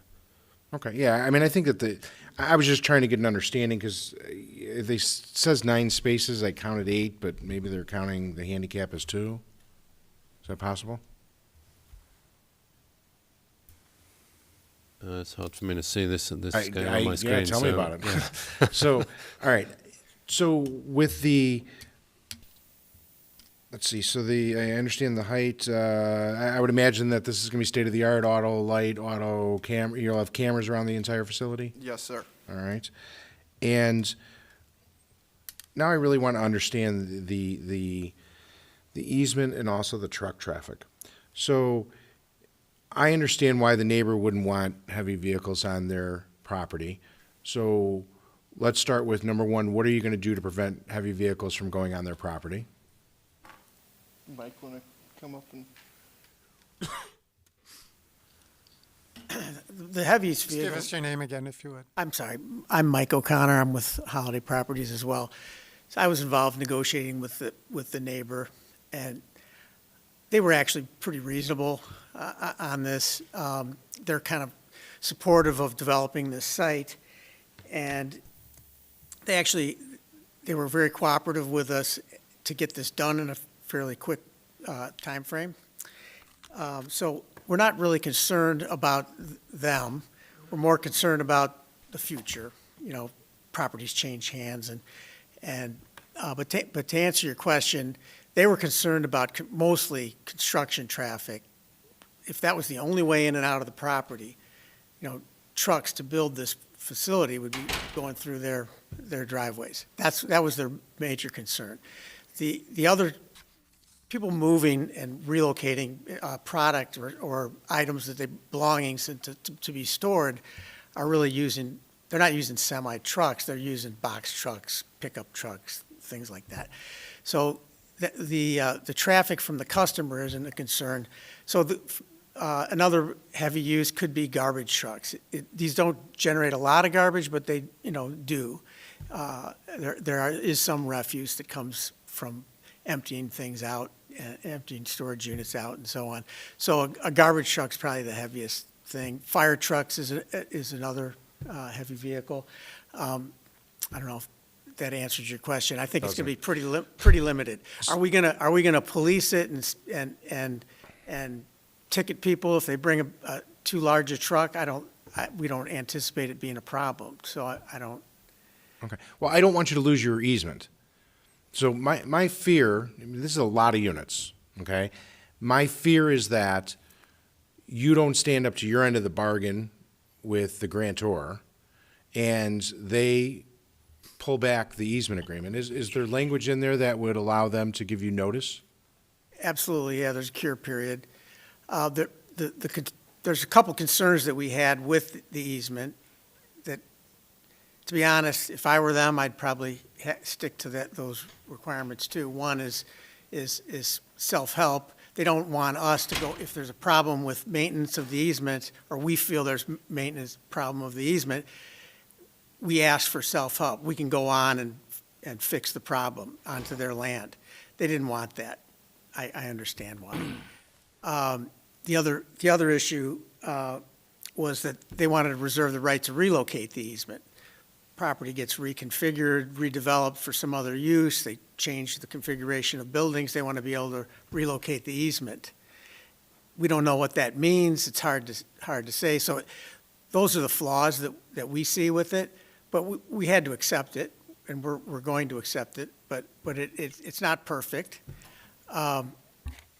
So if they come to us and say your traffic's generating too much truck traffic across our easement area, probably the only thing that we could offer would be signage. We can't police it.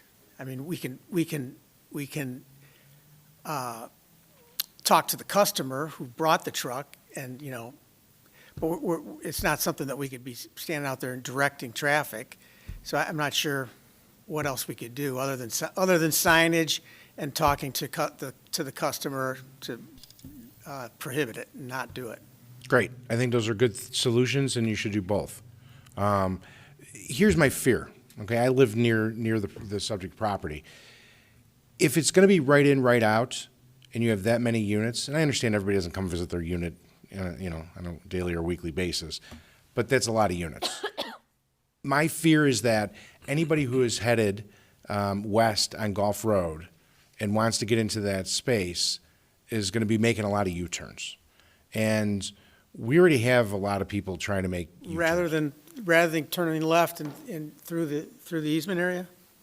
That's the intent of the easement area, is to pick up the people turning that are going west on Gulf and turn into the project. Right.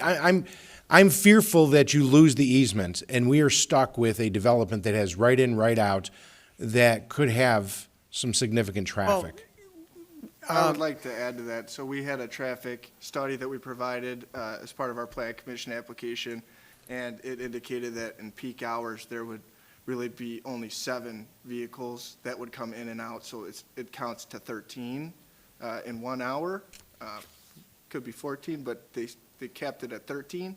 So we anticipate minimum traffic generation for the project, even at 725 units. Okay. And that was from, that traffic study was when our site plan, before we shrunk the building actually, so I believe it was 798 units at that time. And Trustee Scaletta, the way we've written the revised condition number 1 is that it's conditioned upon providing that signed executed easement prior to issuance of a building permit, and, that easement is maintained, or they would not be in compliance with the approved site plan. Also, if the adjacent property owner wants to configure any driveway, they could, in theory. For example, here, if they wanted to reconfigure the driveway to T-in at this point and do something different, but the village would have to approve that plan through a zoning process or a site plan review process or something like that.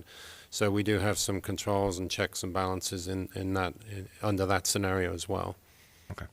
Let's just be clear. I'm supportive of what you're doing.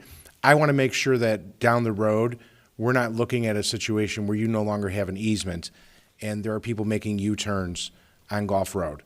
That's all I'm looking for. It's a lot of traffic on Gulf Road, and it may not be that you're creating a lot of traffic, but people make U-turns there all the time in that area, along that entire corridor between Arlington Heights Road and Algonquin Road, even when it says that they can't, and they do. And all I'm making sure is that we give you the very best opportunity to continue with this easement for a long, long time. And so I'm just saying, make your very, very best effort. Even if you get your right in, right out, which I'm fine with, do everything you can to make sure that you always have a good relationship with the grantor so that you always have that easement agreement. That's all I'm asking for you to do. We share the same interest, for sure, for the reason Charles just mentioned, and as well. There's compensation involved. I don't need to tell you how much it is, but it's significant compensation, and it's ongoing annually, so.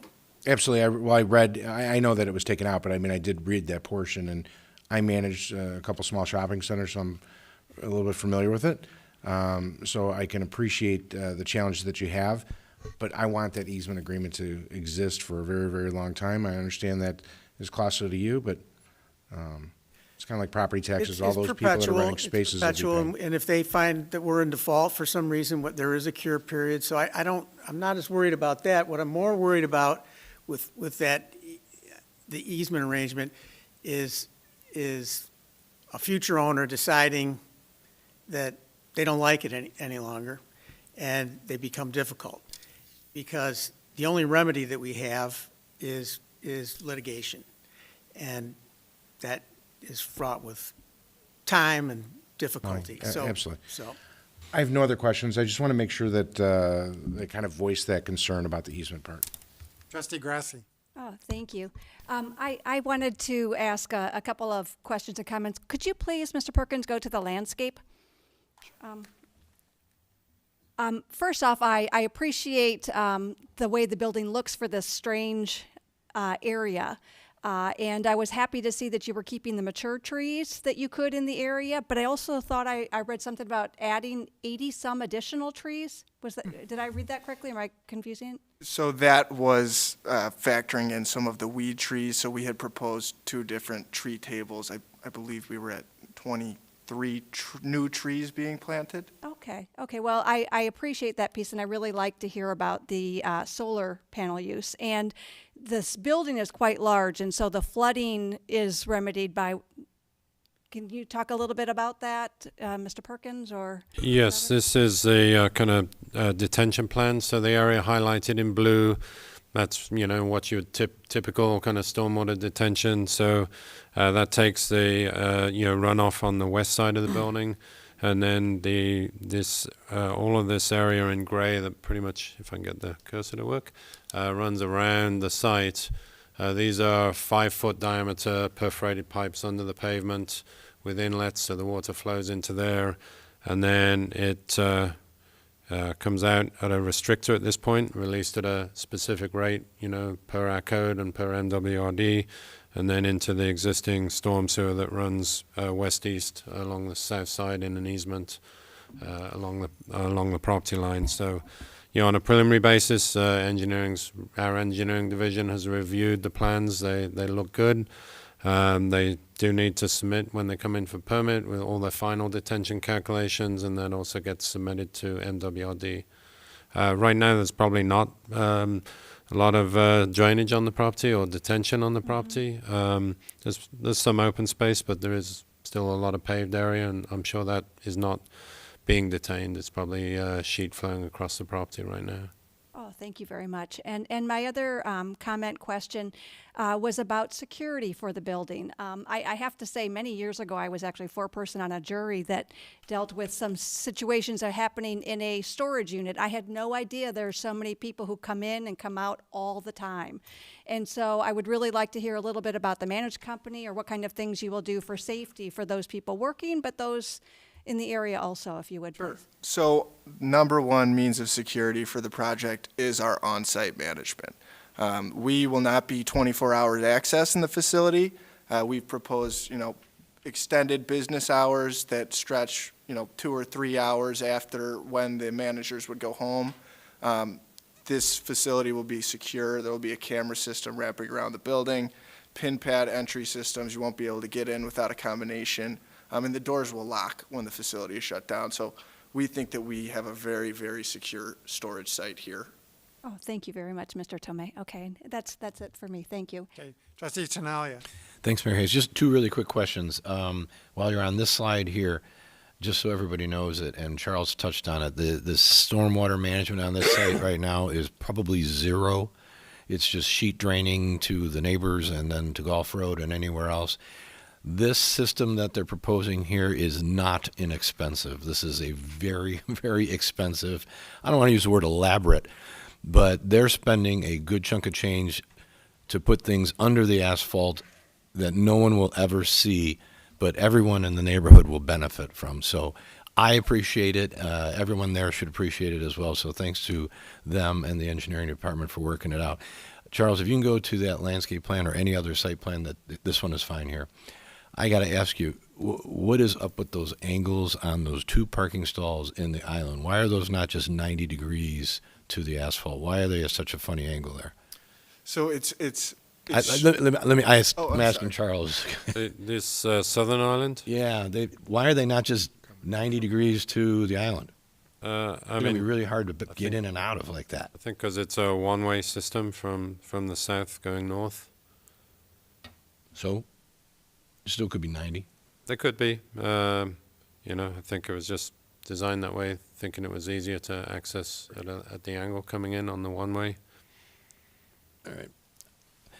It just looked like something that was a mistake, but maybe I guess I could be mistaken.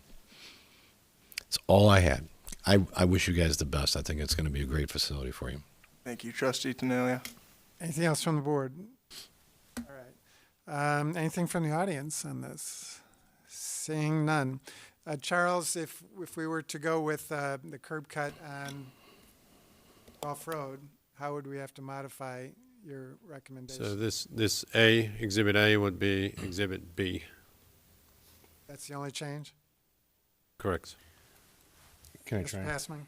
That is the only change, but if this is something the board wants to consider, the question I have, and I conferred briefly with Director Perkins, I understand from the discussion tonight that Exhibit B requires IDOT approval that hasn't been granted yet. My question for you to consider, if you're inclined to go with Exhibit B, is whether Exhibit A becomes an automatic alternative that doesn't require any further process with the village if IDOT approval is not gained within some sufficient amount of time. Makes sense. Or is your approval Exhibit B or bust? No, I agree with what your suggestion is, certainly. Yeah. So, Trustee Scaletta. Well, let me ask you this. Exhibit A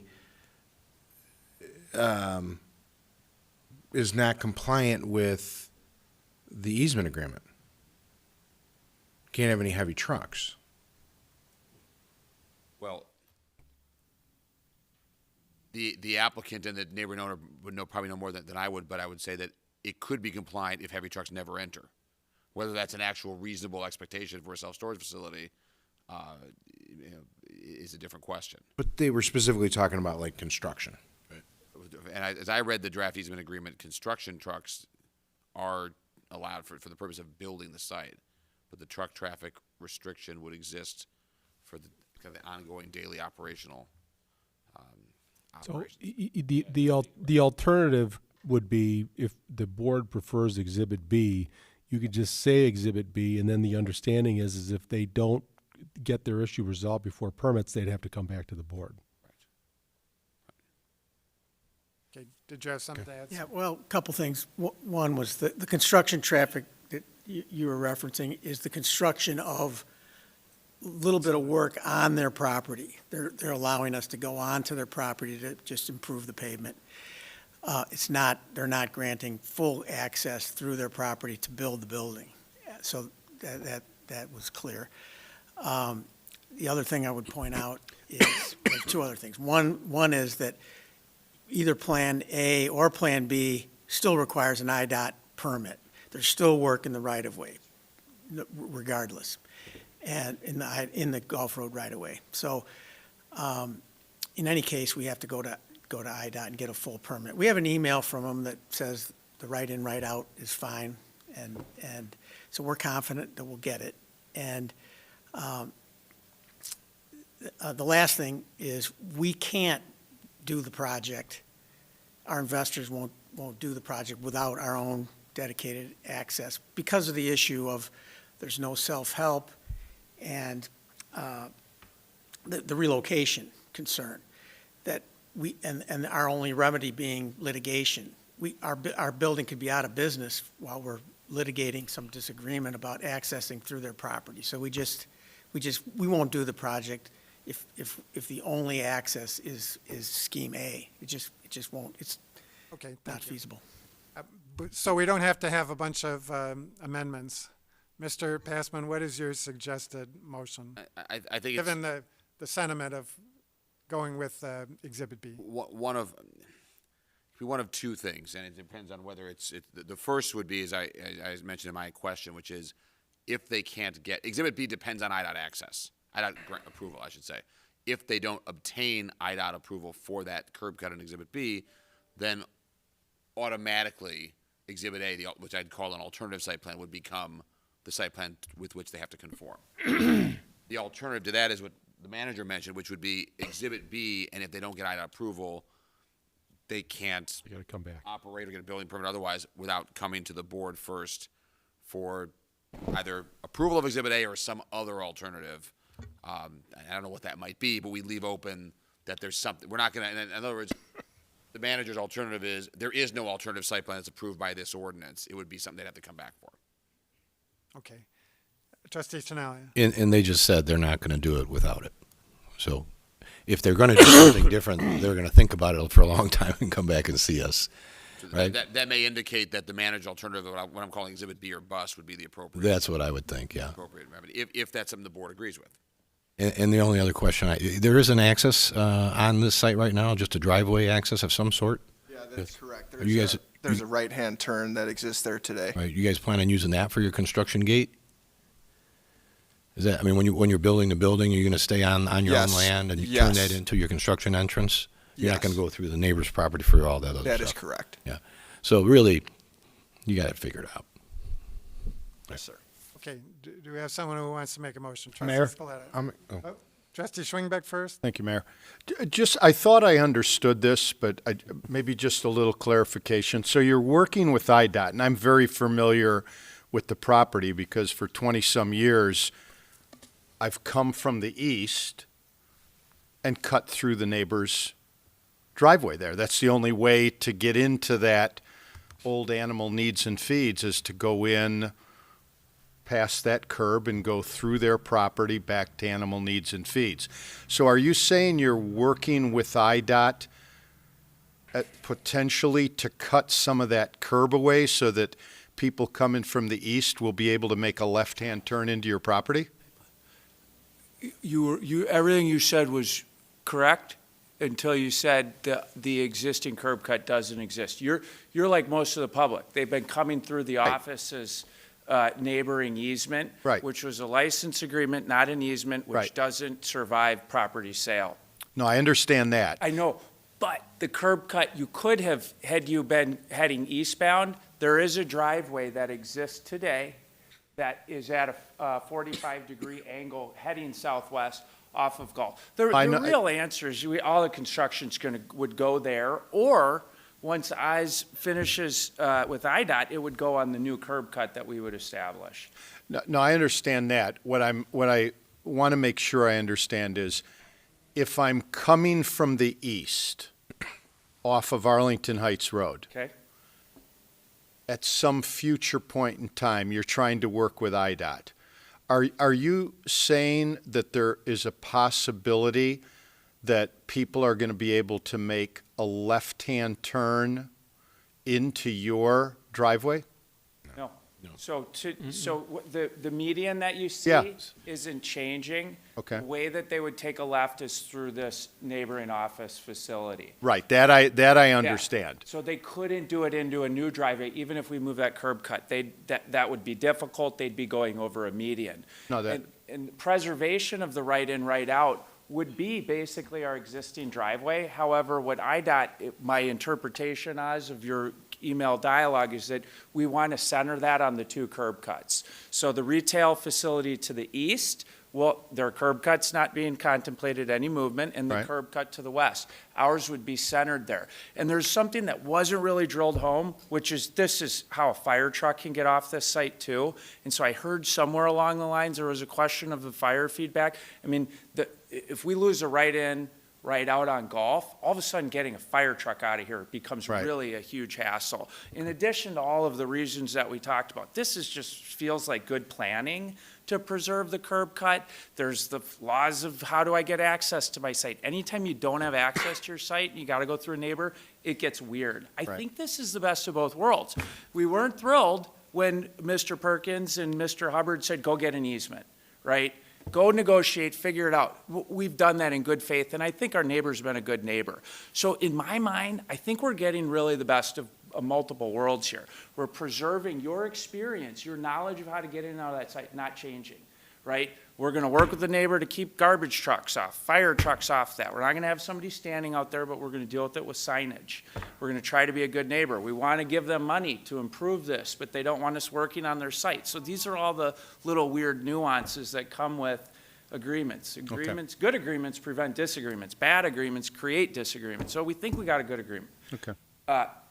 Am I answering your question? Yeah, no, because I thought that that's what you were working on, but then when you were talking about IDOT and working with them, I was thinking, are you working with them to cut some of that media away so you can make a left-hand turn? No. And Okay, that was my a scary question. thing I heard was they may want to extend that someday. And then everybody's got to do U-turn somewhere. And Mr. Scaletta's going to look for a bridge. I shouldn't say that. Well, then people will be going further down and coming through more of their Exactly. parking lots. Be like So- we're in Saudi Arabia. And IDOT, Right. here's the little weird thing, if I could just try to, IDOT is a bit of a black box, but if you read the email which we brought, we can hand out, I mean, they think if we lose the easement, we're going to have to come back. They're going to have to grant us an easement. We need access to our site. They can't unreasonably withhold that, and they'll be giving us an easement anyway. So I actually think the way Mr. Perkins has us doing this is the right way. Guys, go get the easement, do your best, and then if we have the ability today to approve this plan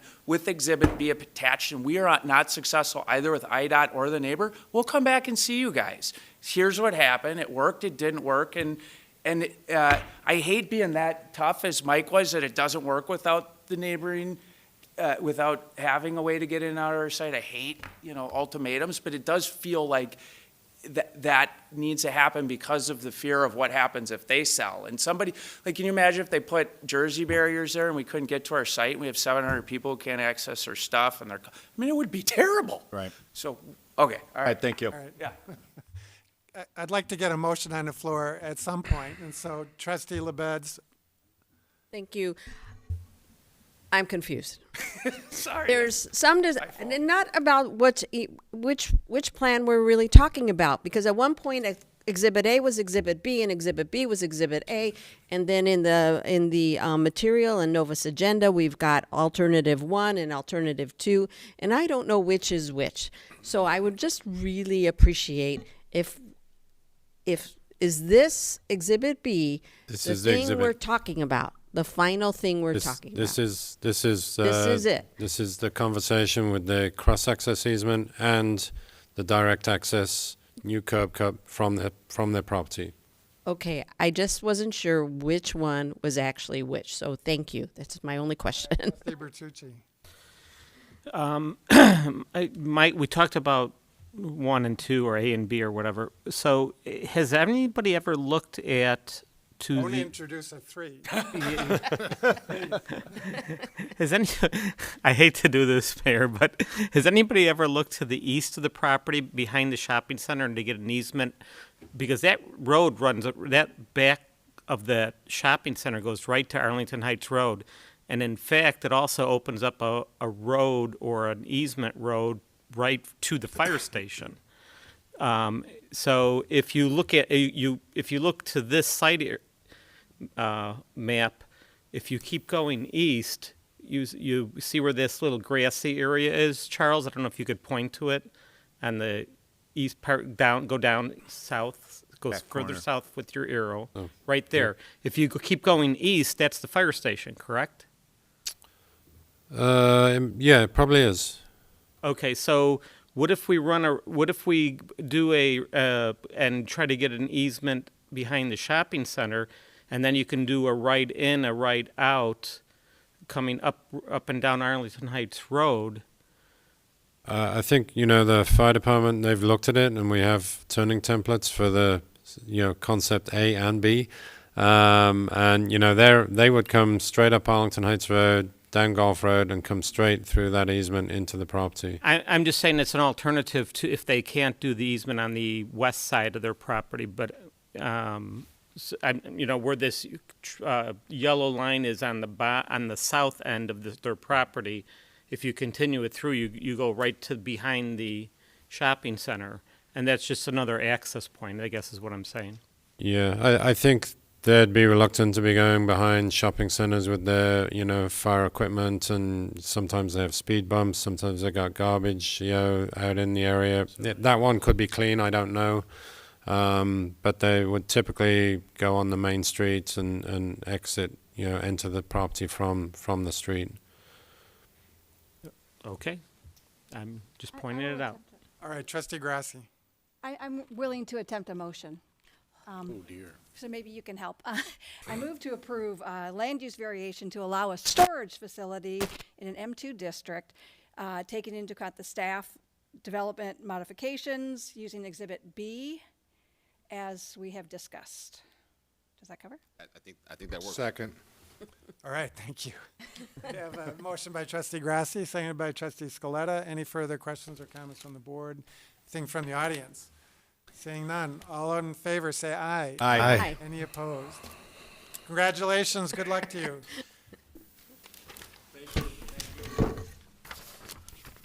We have one other item on the agenda that's under legal, and that's an ordinance, proposed ordinance for a caterer liquor license. Mr. Recklaus. Assistant Manager Nicolle has a brief presentation on this item. Tom? I emphasize the word brief. Very good. Trustee Tinaglia. I am going to recuse myself from discussion on this one, I think, just because the petitioner here is a client of mine. Okay, thank you. So, good evening. So we're going to quickly talk about a new catering classification, a liquor license. So the village was approached by two businesses that are existing businesses in town that are interested in expanding their business offerings and continuing to invest in the community. So the first request came from Tom Minetti, who is the current owner of Metropolis Ballroom in our downtown. And you may recall earlier this year, he did come before you, and he is moving his catering and event business to the south side of town on Clearbrook Drive. And then a second request came from an existing business in our downtown.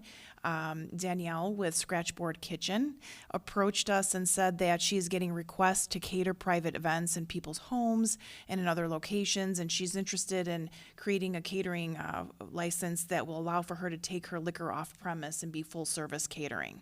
So staff took this into consideration, and we went ahead and created two new proposed classifications called Class P and P1, and we created a definition for a caterer, which you can see there is serves alcoholic liquors for consumption as an incidental part of food service and served to invited guests only, with prepared meals at a package price agreed upon contract.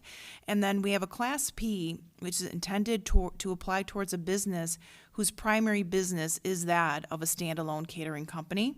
And then a second Class P1 is intended to apply towards restaurants that already possess a liquor license and are looking to expand their business offerings and have alcoholic beverages off premise. And so it is being proposed that a caterer whose primary business is that of a catering company pay a higher license fee than that of a restaurant that already possesses a liquor license. And so here you can see that this is the catering proposed amendment that we are creating, and also they must comply with the state of Illinois liquor and local licenses as appropriate, and they have to have food for service available for consumption for the patrons at the entire time, and so forth. So that is the recommendation, is that we do have two different liquor licenses, Class P and P1, and we are recommending that the board approve the attached ordinance that was put in your packet. We think this is a good thing because it does allow for the businesses to expand their offerings in our community. Thanks, Diana. Mr. Passman, any comments? I just want to add one point. Ms. McCullough did summarize the proposed ordinance very well. There's one additional provision that's toward the end of the draft ordinance. This is meant, as Ms. McCullough said, for catering businesses and for restaurants that are engaging in catering, which essentially is someone's making food in one place, bringing it to another one, serving it there along with liquor. It is not meant to replace the village's existing banquet hall classification. And so the only other part of this ordinance I just wanted to highlight for the board and for the public is that if this ordinance is adopted as presented, there's a provision that says that notwithstanding any other provision of the code, to sell alcohol in a banquet hall requires a banquet hall license. Okay, thank you. Mr. Minetti, you've been sitting there very patiently for a couple of hours, so do you have any comments that you'd like to make? You have to come forward if you do.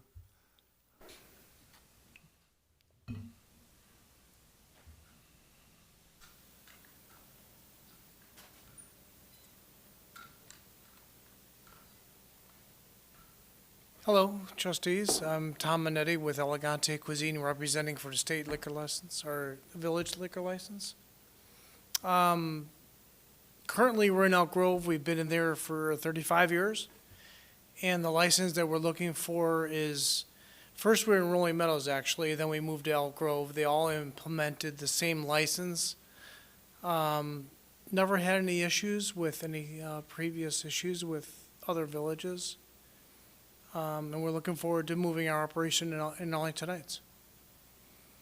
Okay. Is there any questions? No, I just wondered if you had any George? comments, because you were one of the businesses that requested this, and so just want Yes. to make sure that this will meet your needs. Yeah, we definitely need this to operate. It's one of our main means of income that comes through.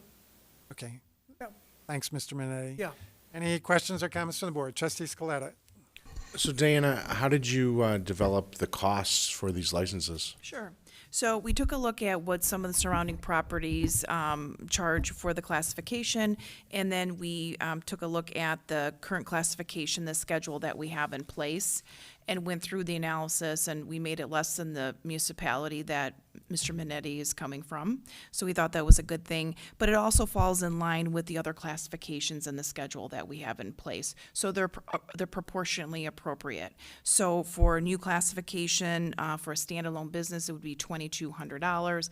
And then for the, an expansion, like a secondary use, which is considered like a supplemental license, that one will be $650. And we do have a couple classifications in our existing code that are similar in nature. Okay.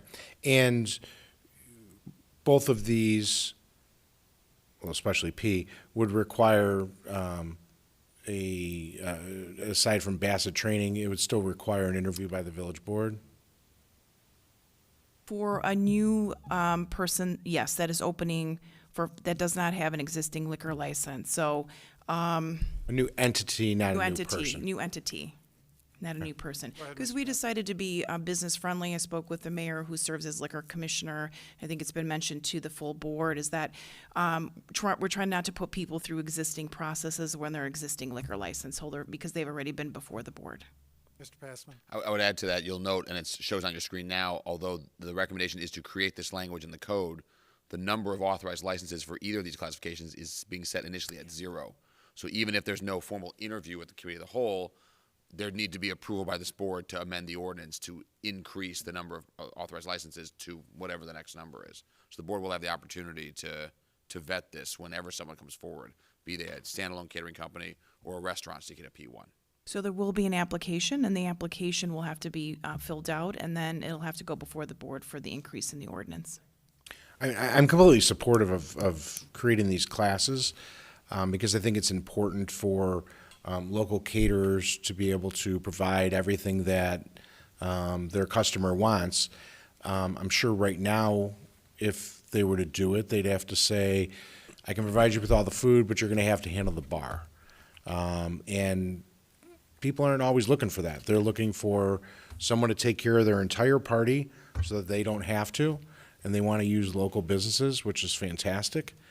But I just wanted to make sure I understood it, because I would have questions about, so, at an event that you're going to be catering at, tell me how, what's your system going to be for carding people? Because it's going to be obviously a little bit different when you're in someone's home than you would be. And I would hope that they'd say, when we sign a contract with the person who's hiring us, we make it very clear that we are going to be asking people who, appear to be under 30 for their identification. So please let your guests know that we're not going to offend, we don't want to offend them, but we have a legal obligation to do so, so that we don't lose our liquor license. Right. And so one other thing just to note is that currently liquor license holders can obtain a one-day special event license at $65. So 65 times 10 times of village staff processing it is $650. So, it's less staff time if we just charge them $650, because I think there's a break-even point with the business wanting to do at least 10 business opportunities of catering. But the bigger issue, I think, becomes cost prohibitive is they also have to get a state of Illinois special event license, and that really is expensive. It's $150 for one day only, and then 2 to 15 days is $250. So that, to me, is a little bit more cost prohibitive. So by getting this catering license, it eliminates that additional fee. And the bureaucracy. Yes. All right. I'll make a motion at the appropriate time. Okay, Trustee Canty. I am going to go ahead and say that I will second the motion at the appropriate time, because I am very excited about this ordinance. I love any opportunity that we can come up with to help our businesses in our community to thrive and succeed, especially when it results in them being excited to join our community where they otherwise were not here. So at the appropriate time, I will second the motion of my colleague. Trustee Schwingbeck. Thank you, Mayor. So Diana, just to piggyback what Trustee Scaletta was, I think, attempting to ask you, I didn't get an answer. Right now, when folks come to us for a liquor license, we really scrutinize that, and we ask a lot of questions, and we want to make sure that they understand that we as a village are going to go out and send in undercover to make sure they're following the liquor rules. And if not, they've got to meet with the liquor commissioner. So I certainly want to help these folks, but how are we going to enforce that as much as we do when they come and ask for a liquor license in their business, when they're at somebody's home, and we kind of lose control of that? I mean, I understand that a place like Scratchboard or somebody else is going to, be held liable, but it's inside of potentially somebody's home or an office. Correct.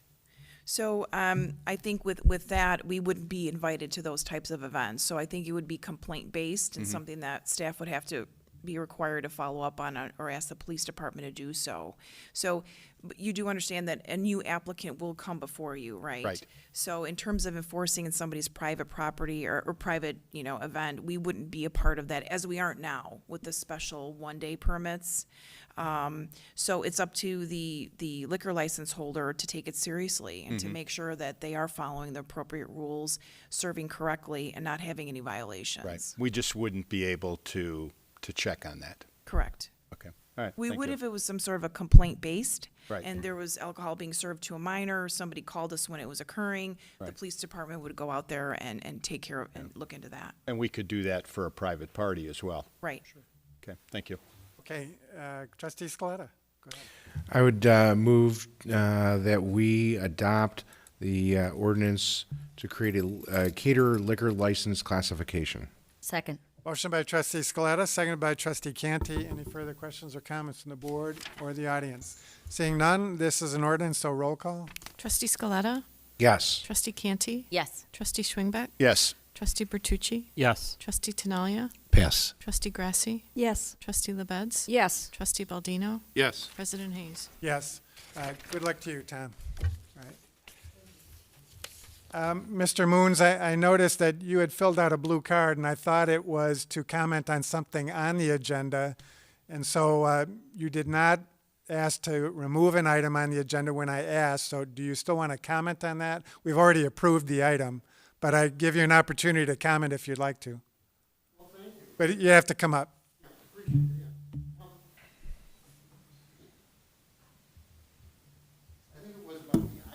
Yeah, IDOT, The consent agenda on the IDOT, correct? right. Yeah, that's what it was. I just was kind of wondering what the source of that was, exactly how that is formulated, how we got 2.9, is it 2.9 million on that? And that if it would not be a good time, or a good appropriate time, to maybe add some funds to supplement pedestrian, bicycle, safety, and maybe some speed calming strategies as well, President Hayes, putting it together with those IDOT funds, and at the time you're doing those streets, to implement some of those strategies at the same time. Okay. Yeah. All right, thanks for your that. comments. Thank you. All right, that is all we have on the agenda. Anything from the village manager? Nothing further. Anything from the board under petitions and communications? Seeing none, I'd entertain a motion to adjourn. So move. Second. Motion by trustee LaBedz, second by trustee Schwingbeck. All those in favor say aye. Aye. Aye. Thanks for joining us this evening.